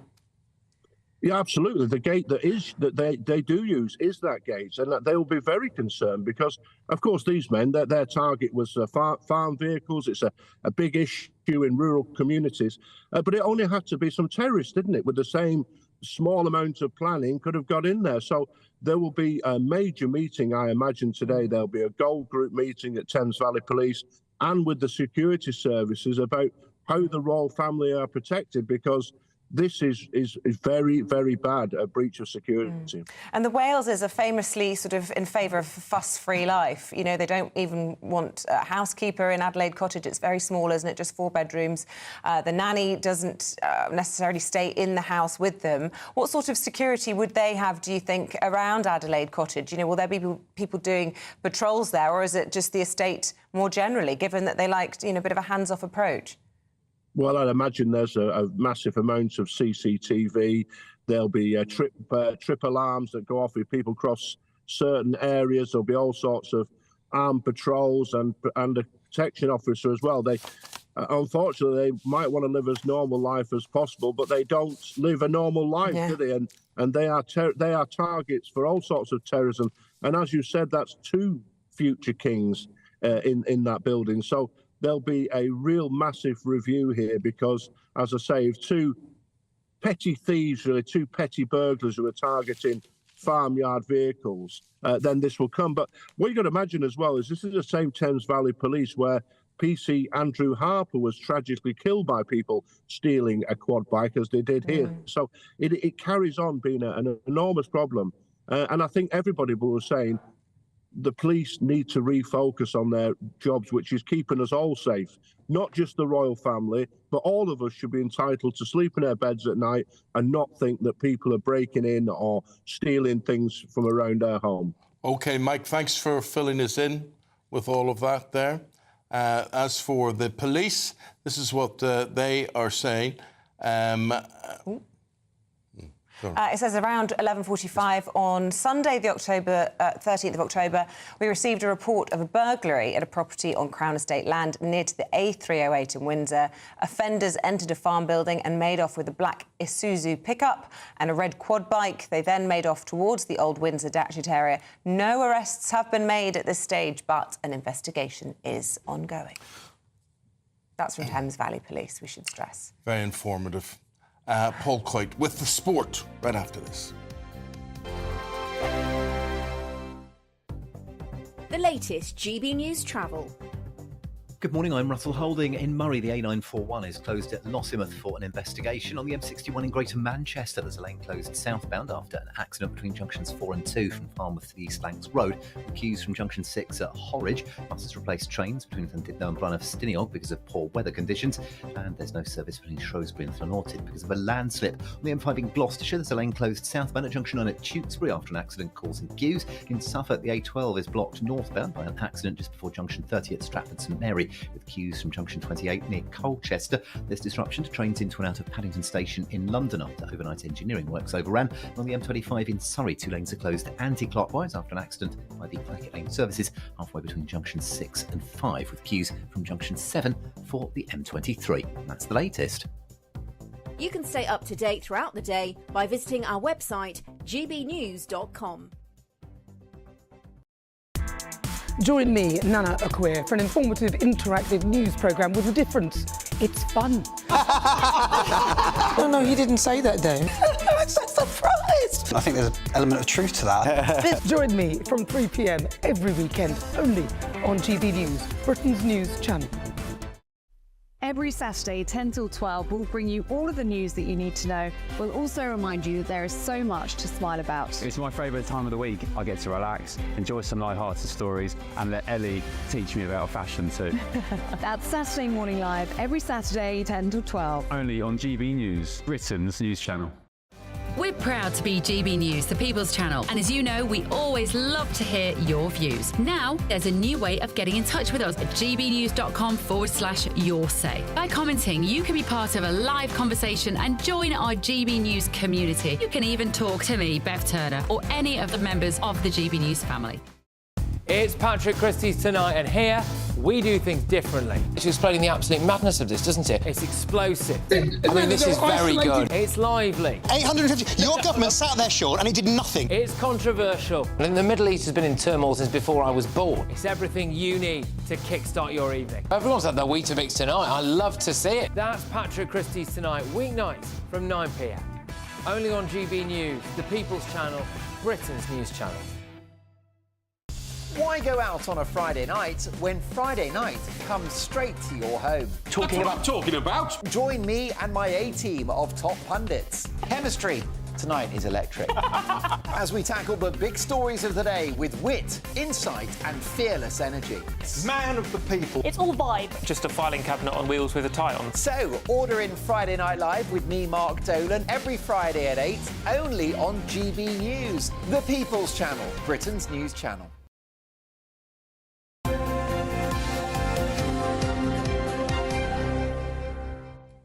Paul, just thought it was a good thing to mention Rory McIlroy. Yes. Basically the top golfer in Europe. Yeah, we love Rory McIlroy. DP World Tour. It was the race to Dubai. So played in Dubai, and again, he's won again. Honestly, the tournaments. I think it's 11 tournaments he's won this year. He's had a really, really good year, but no majors. No majors. It's just about. It's like no the majors for 10 years. Yeah, and it's the US Open, and that still haunts him. So so he's still, and it's the Masters. It's the only one he hasn't won. Well, it's great. And needs to win. I mean, he's still winning, but it's the majors. That's the one he really wants. The fact that he's drawn level with Seve.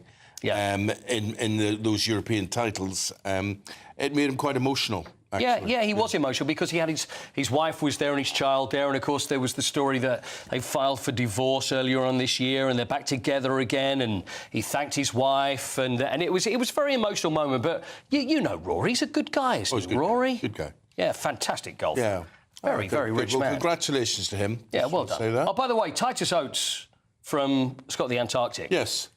He's from Putney and went to Eton. So I said New Zealand, you said Northern Ireland. I said Ballymena. Neither. Roberts Falcon Scott was from Plymouth. Could it be Ernest Shackleton? Because Ken Branagh played Shackleton, who was from County Kildare. Via Sydenham. No. So that's the closest I've got so far. No. So no, there's another one. At school, I was taught that Oates left the tent and he said, maybe sometime, when he gave up his life. When he said it may be some time, did he say, I'm off to Belfast? No, he was just popping across the bridge into Fulham from Putney. Yes, I think that's probably what it was. But no, not that I've known of. All these years. I don't wish to doubt you, mate, but I'm going to research I'm afraid you're going to have to. I'm afraid you're going to have to. That's this hilarious. is our history lesson today. Look, England, I should mention England played yesterday, and I think we know that England beat the Republic of Ireland 5-0. Lee Carsley. Hammered them. Lee Carsley, I wonder whether there's now a club job for him. Nobody's mentioned this. Yeah. Tuchel's coming in January. He's done a good job. He said, well, let's hear from Lee Carsley after the game against Republic of Ireland yesterday. I think be fair to say there's a bit of relief. It's. I suppose if we'd have spoke at the start of the campaign, we probably would have said, well, you're expected to get promotion. But it's difficult. No team has rolled over for us and let us just carry on. I've found it challenging personally. I know the rest of the staff have. So it's good that we've finished the campaign with such a strong performance. Isabel, you like him, don't you, Lee? It's weird. There's something about him, just instantly trustworthy, Do you know what it is? nice, decent. Normal. That's what it is. No bad vibes, no arrogance. He no just side. Seems, quite like the look. It's done very well. You mentioned those club jobs. Ruud van Nistelrooy is looking at the Coventry job, or they're looking at him. Or as is Frank Lampard. Is he? Yeah, so apparently both of them very interested in commentary, which is interesting. You know, Sleeping Giant and all that. You know, they've got rid of Mark Robbins, so looking for a new manager. So, yeah, could be something there. Tennis, I've got to mention tennis. Our friend Emma Raducanu. She won. She won a game yesterday. She did very well yesterday. She won a game. You said she won a game. She won a game, yes. 6-love, 6-love, 7-5. Katie Boulter, 6-2, 6-5. Now, this is in the Billie Jean King Cup. Now, there was a player. Absolutely. Absolutely incredible. Probably the greatest of them all. Oh. So this is the female version of the Davis Cup. Yep. So they've got past Canada, who were the holders. They beat Germany the other day, and now they move on to play Slovakia on Tuesday. And if it's true to form as English sport or British sport, they'll go and lose to Slovakia. But they should do well and get to the finals. So It's they're a doing bit very like Rory McIlroy. She's playing well. She just needs to win a major. Yeah. You know, she's been consistently good for a while now. She just hasn't been good. Who, Emma? Yeah. I think you're being very generous. Do you? I think she's all right. Yeah, I think she's just below where she needs to be. Yeah, yeah. Which, same as Rory. Who are you talking about? Emma Raducanu. And Katie Ball. Oh, for God. I thought she was talking about some serious contender here. Yeah. When are you going to get it through her head? She just said she's passed Canada. Well, no, this is not. This is Great Britain. So she won. She won the game. She won the match. Yeah. So you know, we're hopeful for her. Yeah, I'm somewhere in between the two of you. She needs to win a major, obviously. Yeah. But she's playing well consistently. I'd like to show you one more thing. Yeah. Frida Kuhner and Lucas Ermler. Trips off the tongue. Now look at these guys. They have set a new world record. Tightrope in between two balloons. Oh no, thank you. 2,500 metres. It's a slack line. I don't know what that means. But is he being held by the balloons? He's got a security tag So he's there. tightrope walking in between two balloons, 2,500 metres up above Bavaria. Oh, that is ridiculous. Look so if at anything happened to him... No, I mean, he had a line, He so had if a he safety fell, line. he had a safety line. But if you are listening on the radio, I have to say that is the most shocking thing I've seen in a long time. Look at that. Look at. See, the thing Check is, it the out wind. if you get the chance. It'll be on our website. He's taking the rope. They're trying to walk over the top. Why would you want to in do between? that? I have no idea. I have no Some idea. people aren't wired up quite right. Let's hope they're wired up. The thing is, if you do have a safety harness, which of course you've got to have, that takes the pressure off, though, doesn't it? Takes the pressure off. Oh. No. But they're tightrope walking between the two balloons. And, you know, the balloons, the people in the balloons have got a very, very scary Where business. was this? You know, I'm guessing Bavaria. I'm guessing the Alps. It's got to be the Alps, surely. With Frida and Lucas, there we are. Makes it right on from one balloon basket to the other. Absolute craziness. Right, my friend, we'll say goodbye to you there. That was pretty scary. It was pretty scary. What, my thing or the general? Or the above. Where was Captain Oates? Oh, for goodness sake, Yes. let it go. I know. You're not going to rest until we find Scotland, the out. Antarctic. Did he ever visit Northern Ireland ever in his life? Does he have any connection? Yes. I believe he lived there. I believe he was born there. I think. See, he may have lived in Putney, but was born in Northern Ireland. No, he wasn't. No, he was born in Putney. Yeah. Is there a Putney outside Belfast? Not that I know of. I think you better call the old school again and say, listen, we're going to get rid of all those books. Right, but we're bringing in Christopher Biggins and Dawn Neeson, and they have got the papers right after this.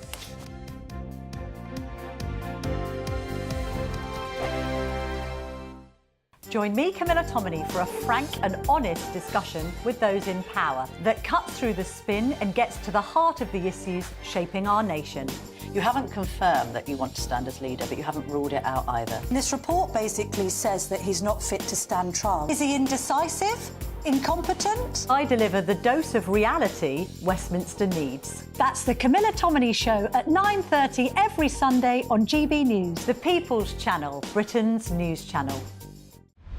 Britain's newsroom. Weekday mornings from 9:30. Maria, potholes, the bane of everybody that uses the road, whether you're a car driver or a cyclist. As a cyclist, are even worse. How have we got into this situation where our roads are in such a bad state? Well, part of it is to do with actually our climate. In somewhere like, say, Sweden, like the snow will fall on the ground, it will stay there for months. Whereas here we've got what's called a freeze-thaw climate, where the water comes down, then we might have a cold snap and it freezes, and the water within the pothole will then expand and make the pothole bigger. Then we might have a mild spell, and then that process repeats. So, we do actually need extra funding to acknowledge the fact that, we just live in a climate where we're sort of particularly vulnerable to potholes. Why? I mean, the fact that this happens, these weather conditions happen, is no great surprise to anybody. Why has the problem been ignored for so long?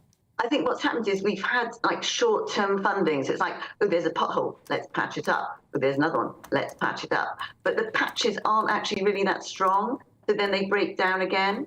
So, really what we need is to have roads completely resurfaced, and then they'll just be pothole-free for a very long time. And that really is how funding should be. That's the direction funding should go in, as opposed to just sort of dribs and drabs here and there. Do you think this government are going to be good for the motorist, or is there indeed a war on the motorist still?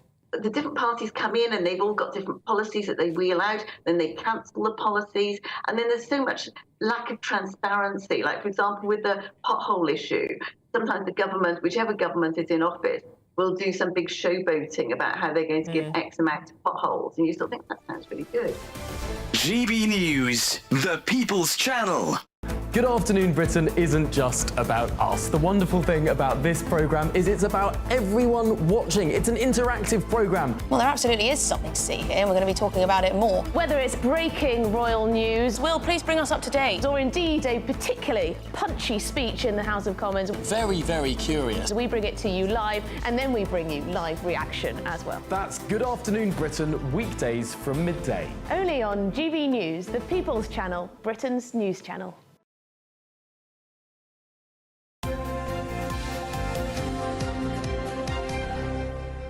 All right, we say good morning to Dawn and Christopher. They're here to run through the newspapers, I suppose.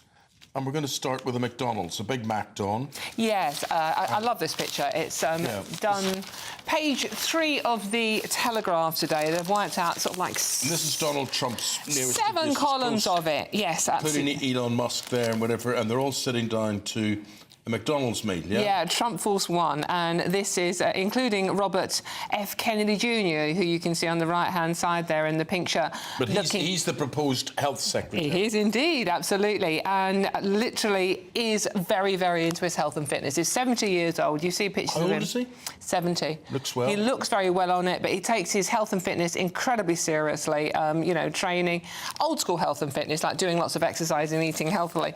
And only a week before this picture was taken, he was giving an interview literally saying campaign food is always bad, but the food that goes on to Trump Force One is just like poison. You have a choice between, KFC or Big Macs, and he hates both of those. And then a week later, he's sitting on this plane with his new boss, pretending to look lovingly at... What did he have? He had a Big Mac, chicken nuggets, fries and a regular cola. And he looks about as uncomfortable as I would look sitting in front of that. Meanwhile, Donald Trump himself, who actually infamously has one meal a day, and that is a McDonald's. He has it used to be, what's that, fried chicken? Yeah, fried chicken, yeah. What's the guy? KFC? Kentucky Fried Chicken, yeah. He eats it with a knife and fork. Yes, on China. Yeah, on China. Yeah. No, but he's into his McDonald's now, and obviously during the campaign he infamously posed serving in a McDonald's, didn't he? Which was one of the iconic images of the campaign trail. Now, then about it was stunted up. But he's actually got a fillet of fish in this picture. So it looks quite healthy. And Elon Musk has got a quarter pounder with cheese and 10 chicken nuggets. I mean, but the point he's making, it's not what they look like and if they're quite healthy. Report after report comes back. I'll just take French fries at McDonald's, and basically you can leave them in the cupboard for 6 months and they'll still look exactly the same. They don't rot, they're full of preservatives. Tastes delicious, though. They're the best fries in the business. But they will kill you. Yeah, you see, that is the point. They are... I mean, I would admit I would eat that, I would enjoy that, but where I don't eat it now is that you think, my God, what is this doing to me? So that message sort of gets through to me. It's not that I wouldn't once or twice a year take one of those, but are you a McDonald's fan? I'm not, but I did take one in Plymouth 2 years ago, and it came home to me that the Big Macs vary from shop to shop, which I find interesting. Why? Because I would have thought they would have all been the same. I would have thought so too, my friend. I'll tell you this, though, and it was only last night I was looking at this during I'm a Celebrity, and it was a McDonald's advert, and I think that they should be sued under this misrepresentation thing. So they show all their burgers. Yeah. And they say, have a Big Mac, have a chicken McCrispy or whatever the heck it is, and all these massive burgers. Now, my point is, you ever go to a McDonald's and say, can I have that one there in the picture? Then this thing comes out and you can't recognise tiny things. Do you know what? For me, not necessarily seeing the picture of the chips that never decomposed, it's seeing the calories when you go to order. And you realise, basically, you eat your entire day's calories. You have a milkshake. Yeah. The milkshake alone is your day's calories. And if you have that with a meal, I mean, you might as well just hang it might be your day's calories, but and also nowadays you have a screen to order, which I find very complicated. And then you have to wait longer than ever. Yeah. I know. Go on, explain that to me again, Mark. Well, you have a screen, like a television screen, which you then click on, and then you do your order, and then that goes back to the... But how do you know? You only order it once every 3 No, but years. I've seen it in shops. When I've sent my staff in, the pair of you... I've been called out, damn. We actually went for my son's birthday. He said he wanted to go to the Ivy, and we said, who do you think you are? You're 9. We're not going to the Ivy for your birthday. Then his second choice was McDonald's. And we all just stood around for about 15 minutes waiting for the food, which is not how it used to be. You should have taken him to the Ivy. Well, I know, he wanted the chocolate bomb. And, you know, death by burger, death by chocolate, it's all death. I remember one morning, Biggins, you and I in Manchester, sitting down and having breakfast with each other, across each other, and we just talked about dying. Yeah. We talked about food was I remember that, yes. And when do you think you'll die? When do you think you'll die? And whatever. That happens a lot when you're sitting talking to Biggins. Yeah. Yeah, we were talking about my birthday last week, and suddenly you were talking about, well, there is an age limit we should put on people. I think 60 sounds quite good, Dawn, don't you? And it's like, well, not really, Biggins, no, thank you.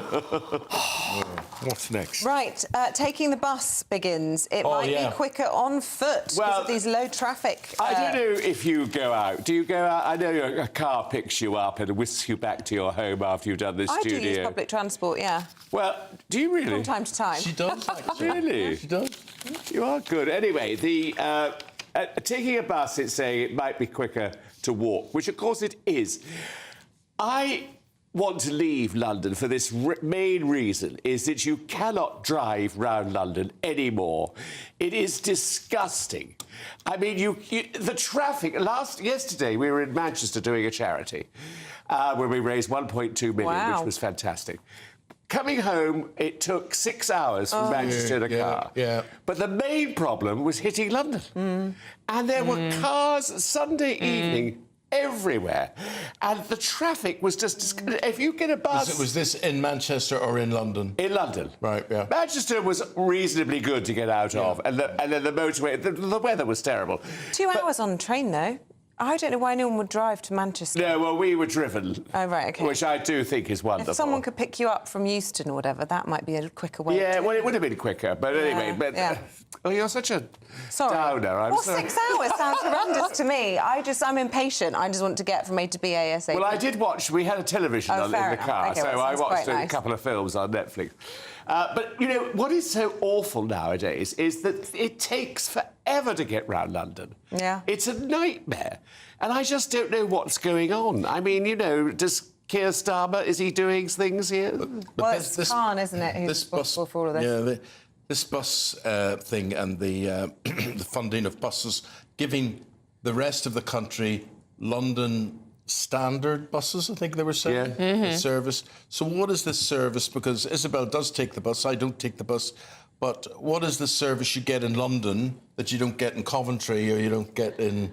Is it not just the style? Sorry, I misunderstood that story. I thought it just meant red buses are going to be popping up everywhere. But no, it means a standard. No, it means a standard. It means like a bus stop that'll say your next bus is... Yes, that's right. Or whatever. Yeah, at the moment you have the digital board saying your next, you know, the number 156 to Streatham or wherever it goes is going to be in 4 minutes. So they're expanding that and expanding the services. I quite like that. I think that's a good idea. I think that's a good idea. But we do have too many buses in London, I have to say. I mean, you can walk literally the length of Oxford Street in the centre of London. Empty buses. I mean, you could walk along it on top of buses, and that's why there's too many of them. Whereas in our rural areas where you really do need buses, they're cutting back on services. And increasing the pricing. Yeah, cities are pretty much well served, but in rural communities where you get one bus every 4 days, that's the area we need to improve. Well, I would have thought that the whole approach, rethinking up how you pay for it, how you price structure it, has to be rethought. Maybe there's a way of government funding this, that it's free to the consumer, and then people may use them. Because if you charge for them, people don't seem to want to use them. But the problem you've got at the moment, there are rumours, and there are rumours that have been denied, that Keir Starmer is one of the options to save money, certainly in London, is to take away the free travel passes that you get if you're over 60. Another thing for the old people. Yes, yeah, exactly. Yeah. So, I mean, and at the same time putting the prices up. At the moment, it's £2 to make a bus journey in London. They're putting it up to £3. Taking away passes for older people who rely on them more. Meanwhile, under consideration, giving free bus passes to potentially illegal migrants.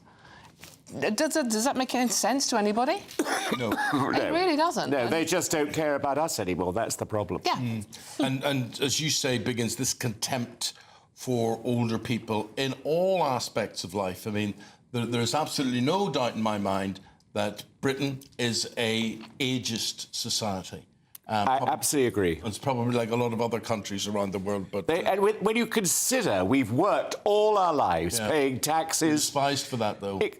There's what? You're despised. You're despised. You're absolutely right. It's a crime to do that. I mean, I wish we hadn't worked. I wish we'd all gone and lived off the dole or whatever it was. I mean, it's absolutely appalling how we're being treated. Probably get more respect, wouldn't you? Right, I know it is I'm a Celebrity season, but this is a creepy crawly story, not from down under Biggins, but actually, believe it or not, from an airport not far from here. I know. Tell us this story. Well, this is extraordinary. A smuggler who came into the country had strapped to his body, and they realised that he looked odd around his stomach area, 300 tarantulas. But why would he have had them strapped on? Because he makes a lot of money from them. I mean, sell tarantulas, there's a market for tarantulas. Apparently there is, and 100 centipedes, 9 stinging bullet ants, and in small bags and tubes under his jumper. So is he walking along like this, going, twitching as being bitten? No, because they were in glass sort of containers. They were in little tubes, and they were taped to his tummy. So he looked like he was pregnant, basically. You like sort of exotic... I do like exotic pets. Thank you. Yes, I do. I like spiders. I used to have a pet tarantula. They're given back in Peru. This was, he was bringing them from there. Yeah. Presumably, there is a big, price to be paid for these. You can make a lot of money from them as well. Not just as pets, but also in our food. Really? Yeah. Food? People eat them? Yeah, well, certain areas of medicine, there are some insects and spiders that are used in some areas of medicine. Not to be advised, no. The year after I was in the jungle, I went back to do a documentary for ITV about the making of the programme. And there's a man who all he does is look after the animals. Not the animals, the critters, the awful spiders and everything. And he breeds them. And it's fascinating. He's got this whole area on the camp, which he does this. And it's witchetty crabs. Witchetty crabs. Which was the worst creepy crawly you had to come up against in the jungle, Biggin? I think it was the 200 rats I had to sleep with. Oh, wow. Yeah. That was awful because I managed to fall asleep on a hammock, and then I woke up and there was something on my crutch. And I thought it was my bottle, my water bottle. And I realised after a while it was a rat. It was a rat. And I screamed and pushed it off. And I kept saying, it's on me, it's on me. I mean, it was a very Was that in one of the coffins that they stick you in as well? No, this was we were underground, yes, underground. I mean, it was hideous. You're lucky you're not psychologically damaged. I am. He is. That's the whole point. That's why I'm here. Glastonbury. When I heard the story yesterday, I couldn't believe it. So they put tickets up for sale for Glastonbury. They are sold out in 40 minutes? 30 minutes. I was working with a group of young people yesterday, and I walked into the room, and all of them looked distraught. And it's like, oh my God, what's happened? We didn't get Glastonbury tickets. We didn't get Glastonbury. It's really a thing. Everybody was actually going mad for it. They sold out in 35 minutes. They went on sale at 9 a.m, were gone by 9:35 a.m. And that's despite the price being £378.50. I mean, I know it's a 4-day festival, but that is just literally to walk in the van. You don't get anything else for that. That is just to walk in. And plus a £5 booking fee, You say you don't get anything else for that. I mean, you get to see world-class performers for 4 days. One of those tickets to go and see, say, Beyonce. You don't get accommodation or food or anything else. You do see star after star after star. If you're very lucky, because normally you're 3 miles away from them at the back of the field. And you do have to use a long drop. So yeah, you've done this, have you? I've done it a few times, yeah. No. And we missed out yesterday, and I was fine with that. I'm talking of the stars. You've been then, have you? I have, but I had a slightly different experience because I was working for the BBC at the time. So I was able to use the BBC backstage facilities. Were you in a yurt?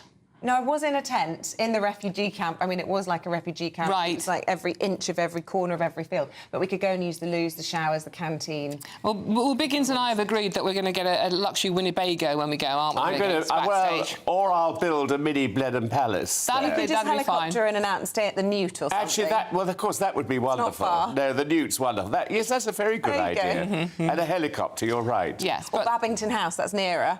That'd be nice. Yeah, but the Newt is really... It's better. Yeah. But it's Olivia Rodrigo, Sabrina Carpenter and Fred Again are among the rumoured headliners. Who? Sorry. Never heard of any of them. Well, you're very welcome to have my ticket. Oh, right. I'm a Celebrity started last night on ITV. It was a near 2-hour programme. Wow. Danny Jones, Oti Mabuse, Jane Moore, Barry McGuigan,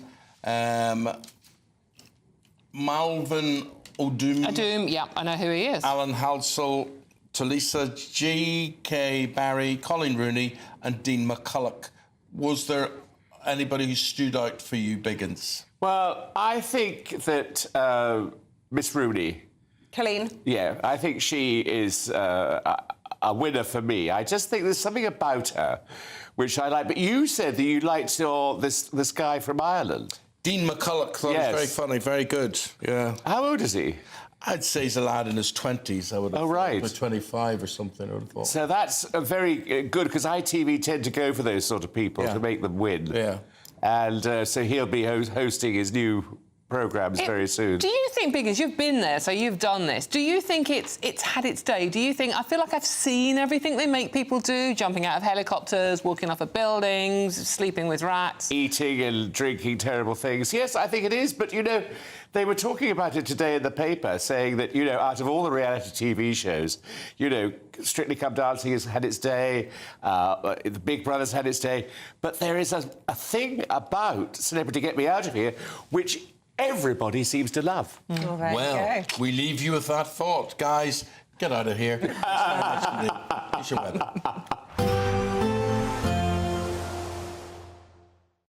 We'll see a cold snap, which will quickly develop into a warm front. Boxed Boiler Repairs, sponsors of weather on GB News.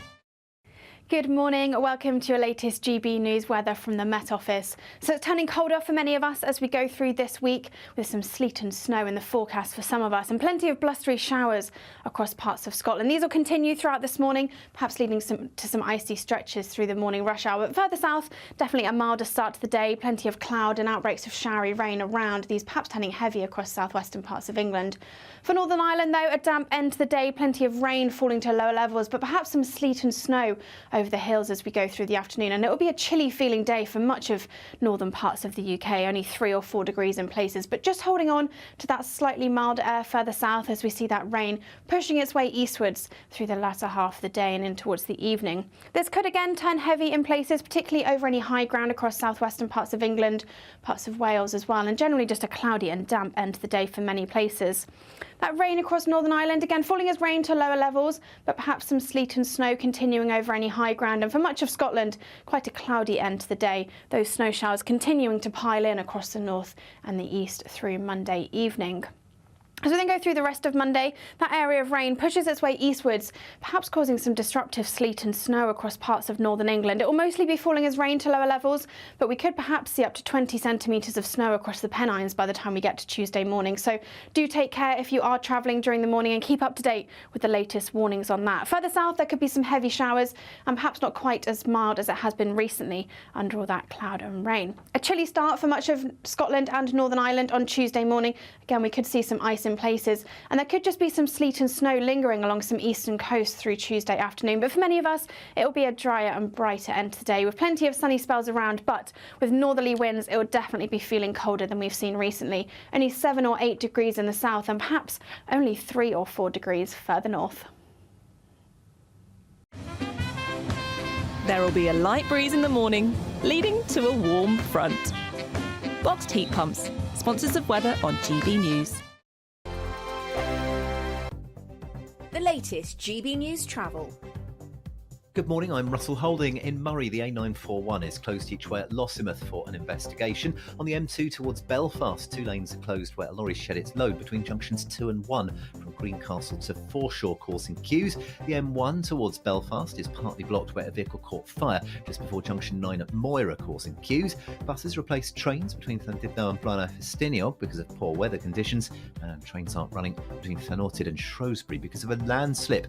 Now, from Essex into Suffolk, the A12 is closed northbound from Langham to Stratford St Mary after an accident, with queues from junction 28 near Colchester. And on the M25 in Kent, the inside lanes closed clockwise where a lorry broke down just before junction 5 for the A21, with queues towards there from junction 4 at Orpington. And that's the latest. You can stay up to date throughout the day by visiting our website, gbnews.com.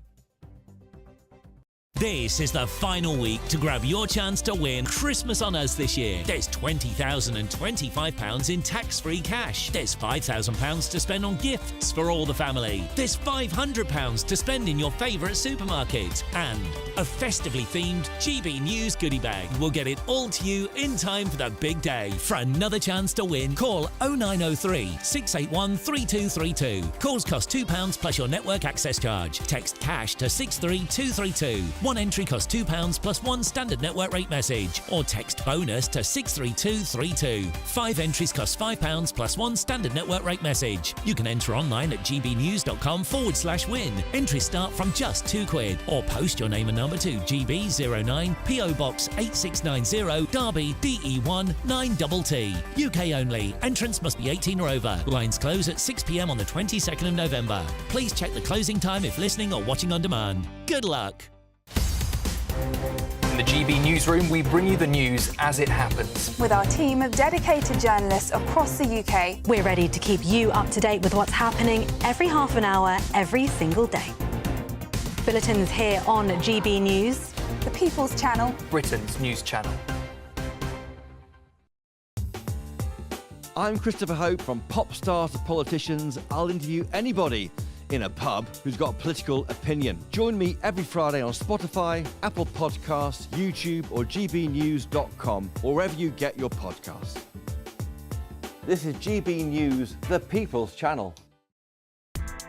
Join me, Nana Akwe, for an informative, interactive news programme with a difference. It's fun. No, he didn't say that, Dave. I'm so surprised. I think there's an element of truth to that. Join me from 3 p.m. every weekend, only on GB News, Britain's news channel.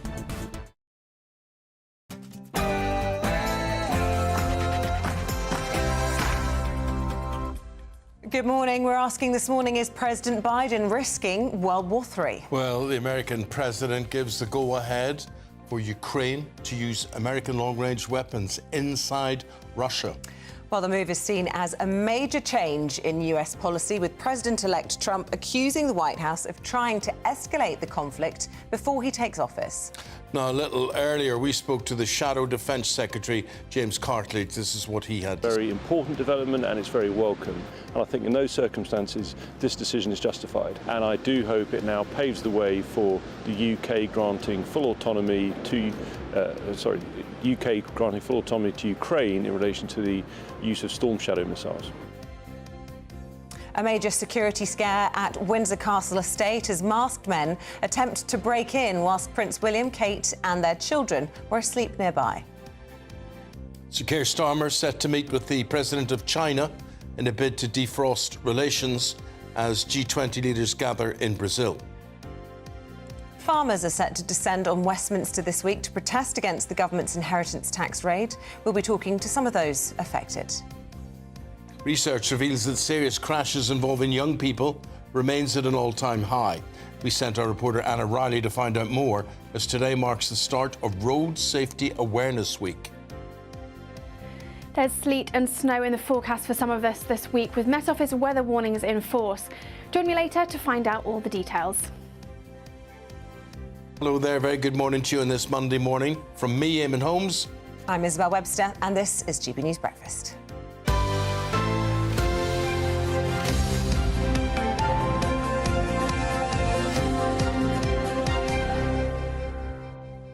The President of the United States, Joe Biden, approved the use of American long-range missiles by Ukraine to strike inside Russia. Well, now all eyes are turning to the Prime Minister to see whether he will follow suit and allow British Storm Shadow missiles to be used in Russian territory. Now, this comes as Donald Trump's son accused the White House of risking World War III before his father actually enters office again. Well, the Russian President Vladimir Putin has previously warned that such a move would be viewed as NATO's direct participation in the war. Earlier, we spoke to the former senior military intelligence officer, Philip Ingram. These missiles have got a range of, the ATACMS missiles have got a range of about 190 miles, 300 kilometres. That is significant when you're trying to move logistics or move troops up towards the front line, and will have a massive impact on Russia's ability to support its operations. And of course, if it then releases the use of the UK Storm Shadow and the French equivalent, the Scalp missile, that is more capability to Ukraine. And it's what Ukraine has been asking for months and months. And from a military perspective, it makes total military sense that they're allowed to do this. Yes, Philip. I mean, just last week we were hearing reports that when Liz Truss was Prime Minister, unbeknown to us, she was worried that a nuclear attack was imminent from Putin. I think this was October 2022, in retaliation to some of the West's advancements within Ukraine. Now, how can we be convinced and assured that this won't cause all of these problems? We're hearing from Donald Trump's son this is going to provoke World War III and calling the White House administration imbeciles. I mean, they've got a point, haven't they? This is a highly risky position to take. Well, I think every time something has happened where there's been what's been classed as escalation, Vladimir Putin has threatened a red line. The red line has been crossed and nothing has happened. You know, he's put more red lines out than I've had hot dinners or bacon rolls, I think.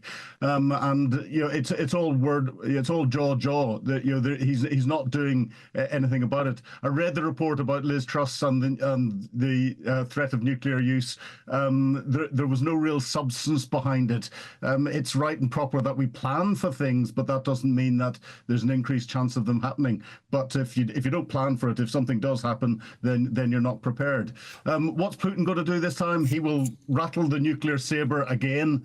He will threaten all sorts of things again. Will it turn into anything of substance? No, not really. We'll see increased numbers of drone and missile attacks against Ukrainian critical infrastructure. But that's one of the reasons that stimulated Joe Biden to make this decision. Well, let's get the reaction now from the government to all of this. Bridget Phillipson, the Education Secretary, joins us live from Westminster. Very good morning to you. Thanks for joining us. Your reaction to what was just being discussed there, this announcement that American missiles will now be used within Russia, having been given the go-ahead from President Biden. What do you make of that? Well, in terms of the British government's position, we stand steadfast behind the Ukrainian people, behind the Ukrainian government. That was the case under the last Conservative government, and there was cross-party support in the face of Russian aggression for the Ukrainian people. We continue to maintain that position, and as we enter almost the 1,000th day of the conflict, I think it really brings into sharp focus the sacrifices of the Ukrainian people. And the Prime Minister and the Defence Secretary, from our point of view, will always continue to keep under review what is necessary by way of military aid for the Ukrainian people. Could be a game changer, this one, Bridget.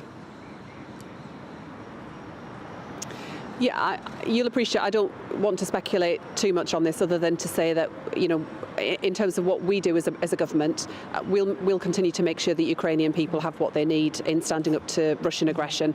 That has been our long-standing position under the last government. It's a position that we will continue because this is about European security and democracy in the face of this illegal war.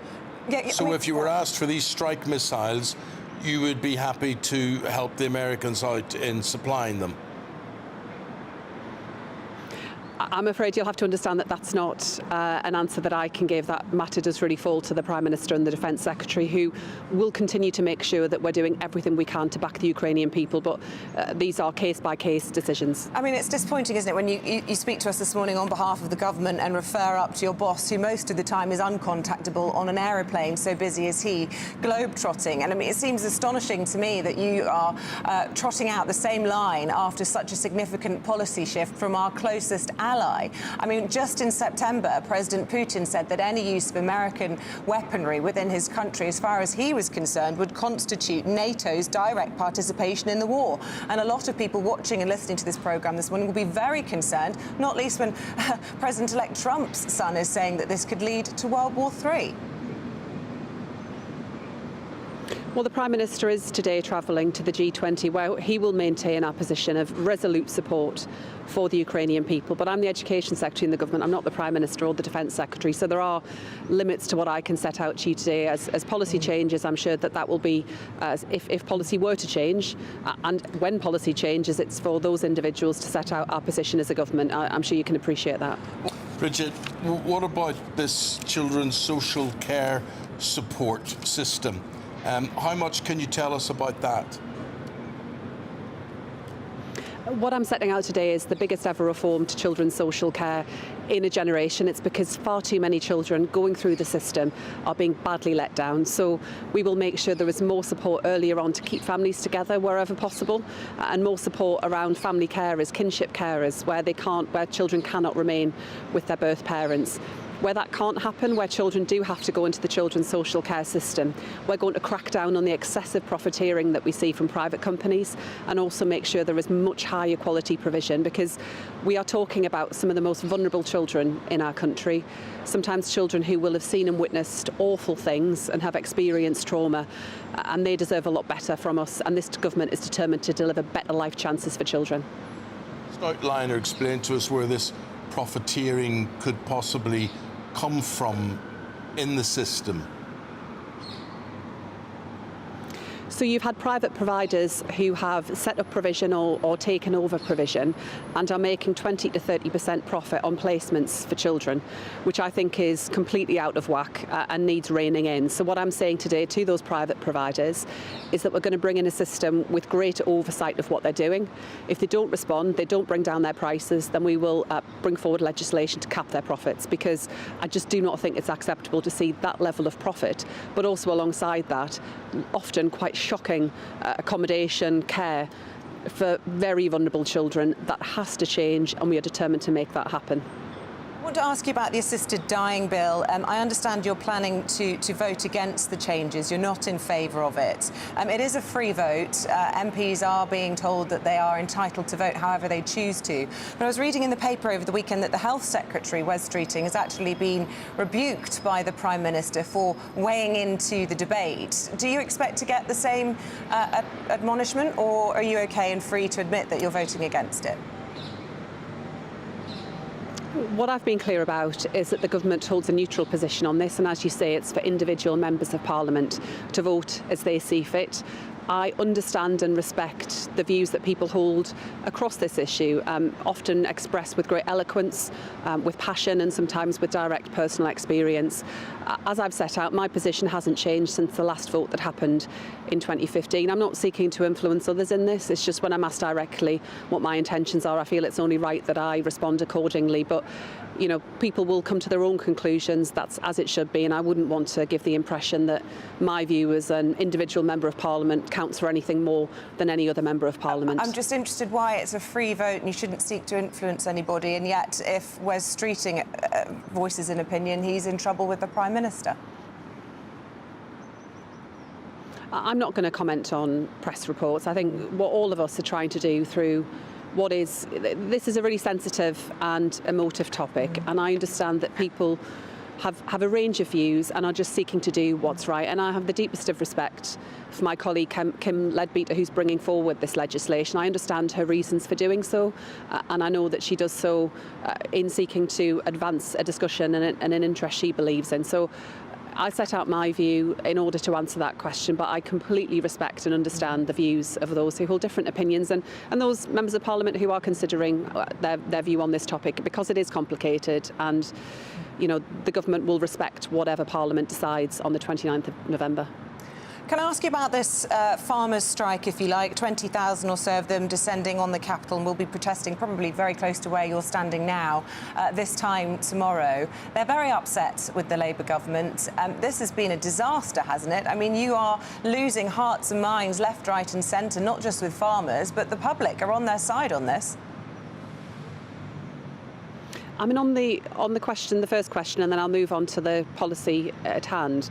I respect the right of anyone within our country to demonstrate, to protest. It's an important principle, a long-standing principle of our democracy. I think it's something that people fought hard for, and it's right that we maintain it. So I respect their right to do that. What I would say, however, is that the changes that we're setting out will not affect the vast majority of farms or farmers, and we're talking about those often the wealthiest within our society. So these are tough decisions in the context of a budget where we do have to fix the foundations of our economy, where we want to make sure we can invest in our public services, but that involves some difficult considerations for the Chancellor. OK, Bridget, we will leave it there. Appreciate your time this morning. Thank you. Thank you very much indeed. Thank you. Just take a short break, and we're going to continue then talking about that social care support system for young people. Someone who's been through the system, Fatima Whitbread, former athlete, and so we're going to talk about that to her right after this. Please don't go away. Mark Dolan tonight is your weekend dose of news, debate and entertainment. This sounds like a wild conspiracy theory. Don't miss My Big Opinion, Mark Meets, and My Take at 10. Democracy is a funny old thing. And we don't do boring, not on my watch. I just won't have it. Let's go and get another glass of that bubbly. You've earned it. That's Mark Dolan tonight, Saturday and Sunday, 9 to 11, only on GB News, the People's Channel, Britain's news channel. This is Britain's Newsroom, where your voice matters. It's just astonishing. With expert analysis and honest opinion, we don't just keep you informed. We bring you unique perspectives you won't see anywhere else. Can't argue with any of that. When the news happens, it happens here. On Britain's Newsroom, weekdays from 9:30 a.m. Only on GB News. This is GB News, Britain's news channel. Catherine Richards and Jake Singleton-Hill featured on the reality show Love is Blind. Well, Catherine and Jake are joining us now in the studio for Saturday Morning Live. Thank you very much for joining us. And this is perhaps not the end result that people might have thought that they'd be seeing at this point, because you were both on the show, but you didn't fall in love in the pods, did you? No, we didn't. I rejected him. You guys look great together. Yeah. Very happy as well. It seemed like you guys were really strong, and it almost seemed like Freddie, after he admitted to you that he'd cheated in the past. I actually respected the fact that he told me up front.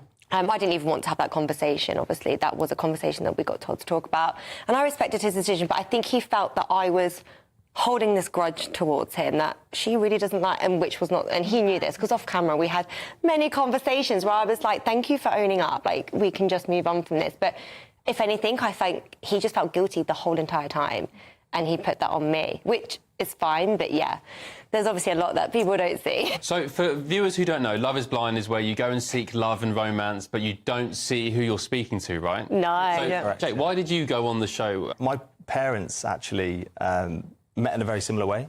So my stepdad was texting my mum. He'd basically stolen the number off of a friend because the friend had met my mum in Blackpool, and they were texting for like 6 months. They'd never met.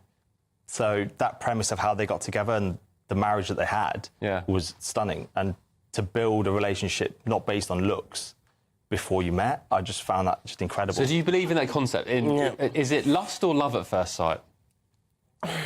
It's weird. It's a bit of both. I think, it's definitely a bit of both. And I always say, as you get older, your looks will change, but your personality will stay the same. GB News, the People's Channel.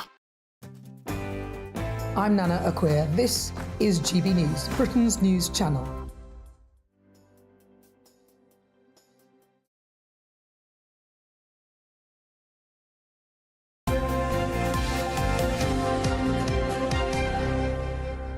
Just to say, Fatima Whitbread, former athlete, going to be talking to her about the social care system as it affects children. That's coming up very shortly. And I'm a celebrity as well. And I'm a celebrity, yes, that's absolutely right. She's been there a couple of times. Final 3 she got down to, yeah.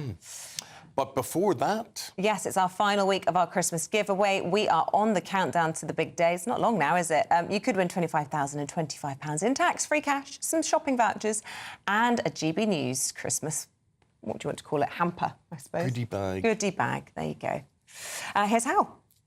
There's just 37 days until Christmas, and it's the final week to see how you could enjoy it on us. That's £20,025 in tax-free cash to make 2025 fantastic. £5,000 to spend on gifts for all of the family. £500 in vouchers to buy a slap-up Christmas lunch at your favourite supermarket. And finally, a GB News Christmas goodie bag. Plus, we're going to get it all to you in time for the big day. For another chance to win, call 0903 681 3232. Calls cost £2 plus your network access charge. Text cash to 63232. One entry costs £2 plus one standard network rate message. Or text bonus to 63232. 5 entries cost £5 plus one standard network rate message. You can enter online at gbnews.com/win. Entries start from just £2 or post your name and number to GB09 PO Box 8690 Derby DE1 9TT. UK only. Entrance must be 18 or over. Lines close at 6 p.m. on Friday. Please check the closing time if listening or watching on demand. Good luck. Good luck with our poll of the day. This morning we were asking you, do you think Donald Trump's right to adopt Britain's ditched Rwanda plan? Yes, you guessed it. The results are in so far. And as usual on our polls, 99% say yes. There you He's are. right to do it, and 1% That say means no. 1% said no. 1%. OK. It's not over yet. Can you affect that result? 3 o'clock this afternoon. Anna will be standing in for... No, apparently it's Martin Daubney. We just were misled we got that earlier. wrong. We Right, did. right, It is right, Martin right. Daubney on Martin Daubney's show, luckily. Okay. Right, let's talk to Fatima Whitbread now. She's a friend of the show, of course, a hugely successful Olympian with an incredible backstory, having gone through the care system and being abandoned as a baby. We're very pleased to welcome you this morning, Fatima. Thank you very much for coming in. We wanted to talk to you. Nice to see you, Eamonn, again. Lovely to see you. We wanted to talk to you because this seems like a sensible move from the government in relation to care homes. Ofsted being given these brand new powers, and these private equity firms that seem to be profiteering but delivering terrible standards for these children will face consequences. So what do you think of all of this? Not before time, is it? Let's face it, it's been going on for 30 years where private companies have been profiting from our most vulnerable children in society. It didn't happen in my day when I was in care, and it's only in the recent years that this has been going on. I would like to see a change in legislation that gives back the authorities, the local authorities, responsibility of taking on with their own children within their own local area. So they own their own residential care homes. They also should introduce a register for foster carers that, you know, as a matter of urgency, so that they can match those children with correct foster carers as well. Because only too often we see in the private sector, these children get ripped away from their families, get ripped away from the local area which they are connected to and engaging with their social network, with their schooling. Their education is affected. They may get moved 30 to 40 times, and they're not answerable to anybody either. So I think it's not before time. I welcome it. And I'd like to see huge changes where, you know, Wales of England, if they were to follow Wales's lead, put children at the centre of what it's supposed to be. These children Fatima, are relying on us. Fatima, when they talk about these private firms taking a 20% profit from the situation children find themselves in, yes, would you be aware of anything over the years, whether it was with you or you said they didn't have that in your day, but I'd like to know what sort of luxuries they're providing with that extra 20% money, and would the children's lives suffer in any way with this being withdrawn? Right, well, this is where Ofsted really should come in, because Ofsted should be inspecting the services and the different data in terms of how many children are in that local area which they're staying, also the schools, and making sure, you know, the outcomes, the measuring the service and the outcomes of what these children are receiving, because it's not working, it's broken. I think a lot of these companies are making huge amounts of money. If they'd have reinvested that money into these families from the very early days, early intervention, a lot of these children would still be with their families. So here we have a system that is completely broken, and I'm pleased to see that Bridget Phillipson is addressing and talking to this subject, because it's long before time and we need to get to the bottom of it. I know you campaign a lot about it. I really do hope that she and indeed the Children's Commissioner Rachel D'Souza quote you, speak to you, you know, get your advice, because you are such a powerful advocate for these kids. Well, but we're almost out of time. Oh yeah, go on. I know, look. Fantastic. You play your part, the people. This book is My Bright Shining Star. It's to help. All proceeds go to children, to engage them in projects of sport, technology and arts. It's to keep them in a safe place, to help them, put them on a path to reaching their goals. And this book I wrote is about a young Fatima in the care system and My Bright Shining Star, Auntie Ray. And it's to help bring about awareness for children in the care system, and also to help get foster carers. If you think you could give these children a loving, secure home, open your heart and your home, please get in touch, fatimascampaign.com, and give as generous as you can to help make a difference. Hear, hear. We've got to ask you about I'm a Celeb. It started last night. You've obviously had huge success on the show, got down to the last 3. Are you watching, and who do you fancy? I am. Oh, well, of course, I love Barry McGuigan. He's a great guy, upstanding guy. I mean, he's my era as well. I mean, Barry's been through huge adversity, loss of his daughter and many other things that he's been through. I think he has true empathy, and he will bring a lot to the camp with other camp mates. And yeah, I mean, it's a really good group of people, and I'm looking forward to it. Hope nobody gets the cockroach stuck up their nose. I know, we were just reminiscing about that. It was so bad. Do you still have nightmares about that? Well, he's not so much now, because a lot of the he's stuck in a resin little frame that I have, because when he came out, he hit the ground running so fast, like Usain Bolt, and then he killed over. But it's interesting, because a lot of the kids, when I go and talk to them in the schools, they don't remember me as an athlete, but they do remember the cockroach incident. So it's lovely to be able to I love take it. them. Immortalised in resin.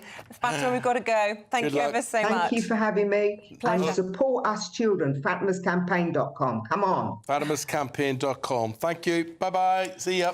A quick 40 seconds from you guys. We've got Andrew and Ellie in for Bev. What a can we treat. expect? Yes. We're going to be talking to Richard Tice about why Reform UK are bringing private prosecution on the Manchester airport attack. He says an example not only of two-tier policing, but two-tier justice. Yeah, lots more to talk about. And the Prime Minister is on his latest trip abroad.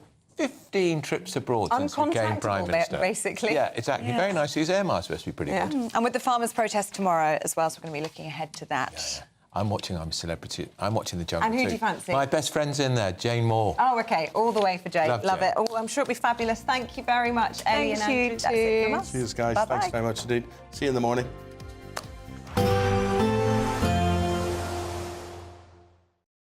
Expect a warm front, moving from the kitchen right through to the rest of the house. Boxed Boilers, sponsors of weather on GB News. Good morning. Welcome to your latest GB News weather from the Met Office. So it's turning colder for many of us as we go through this week, with some sleet and snow in the forecast for some of us.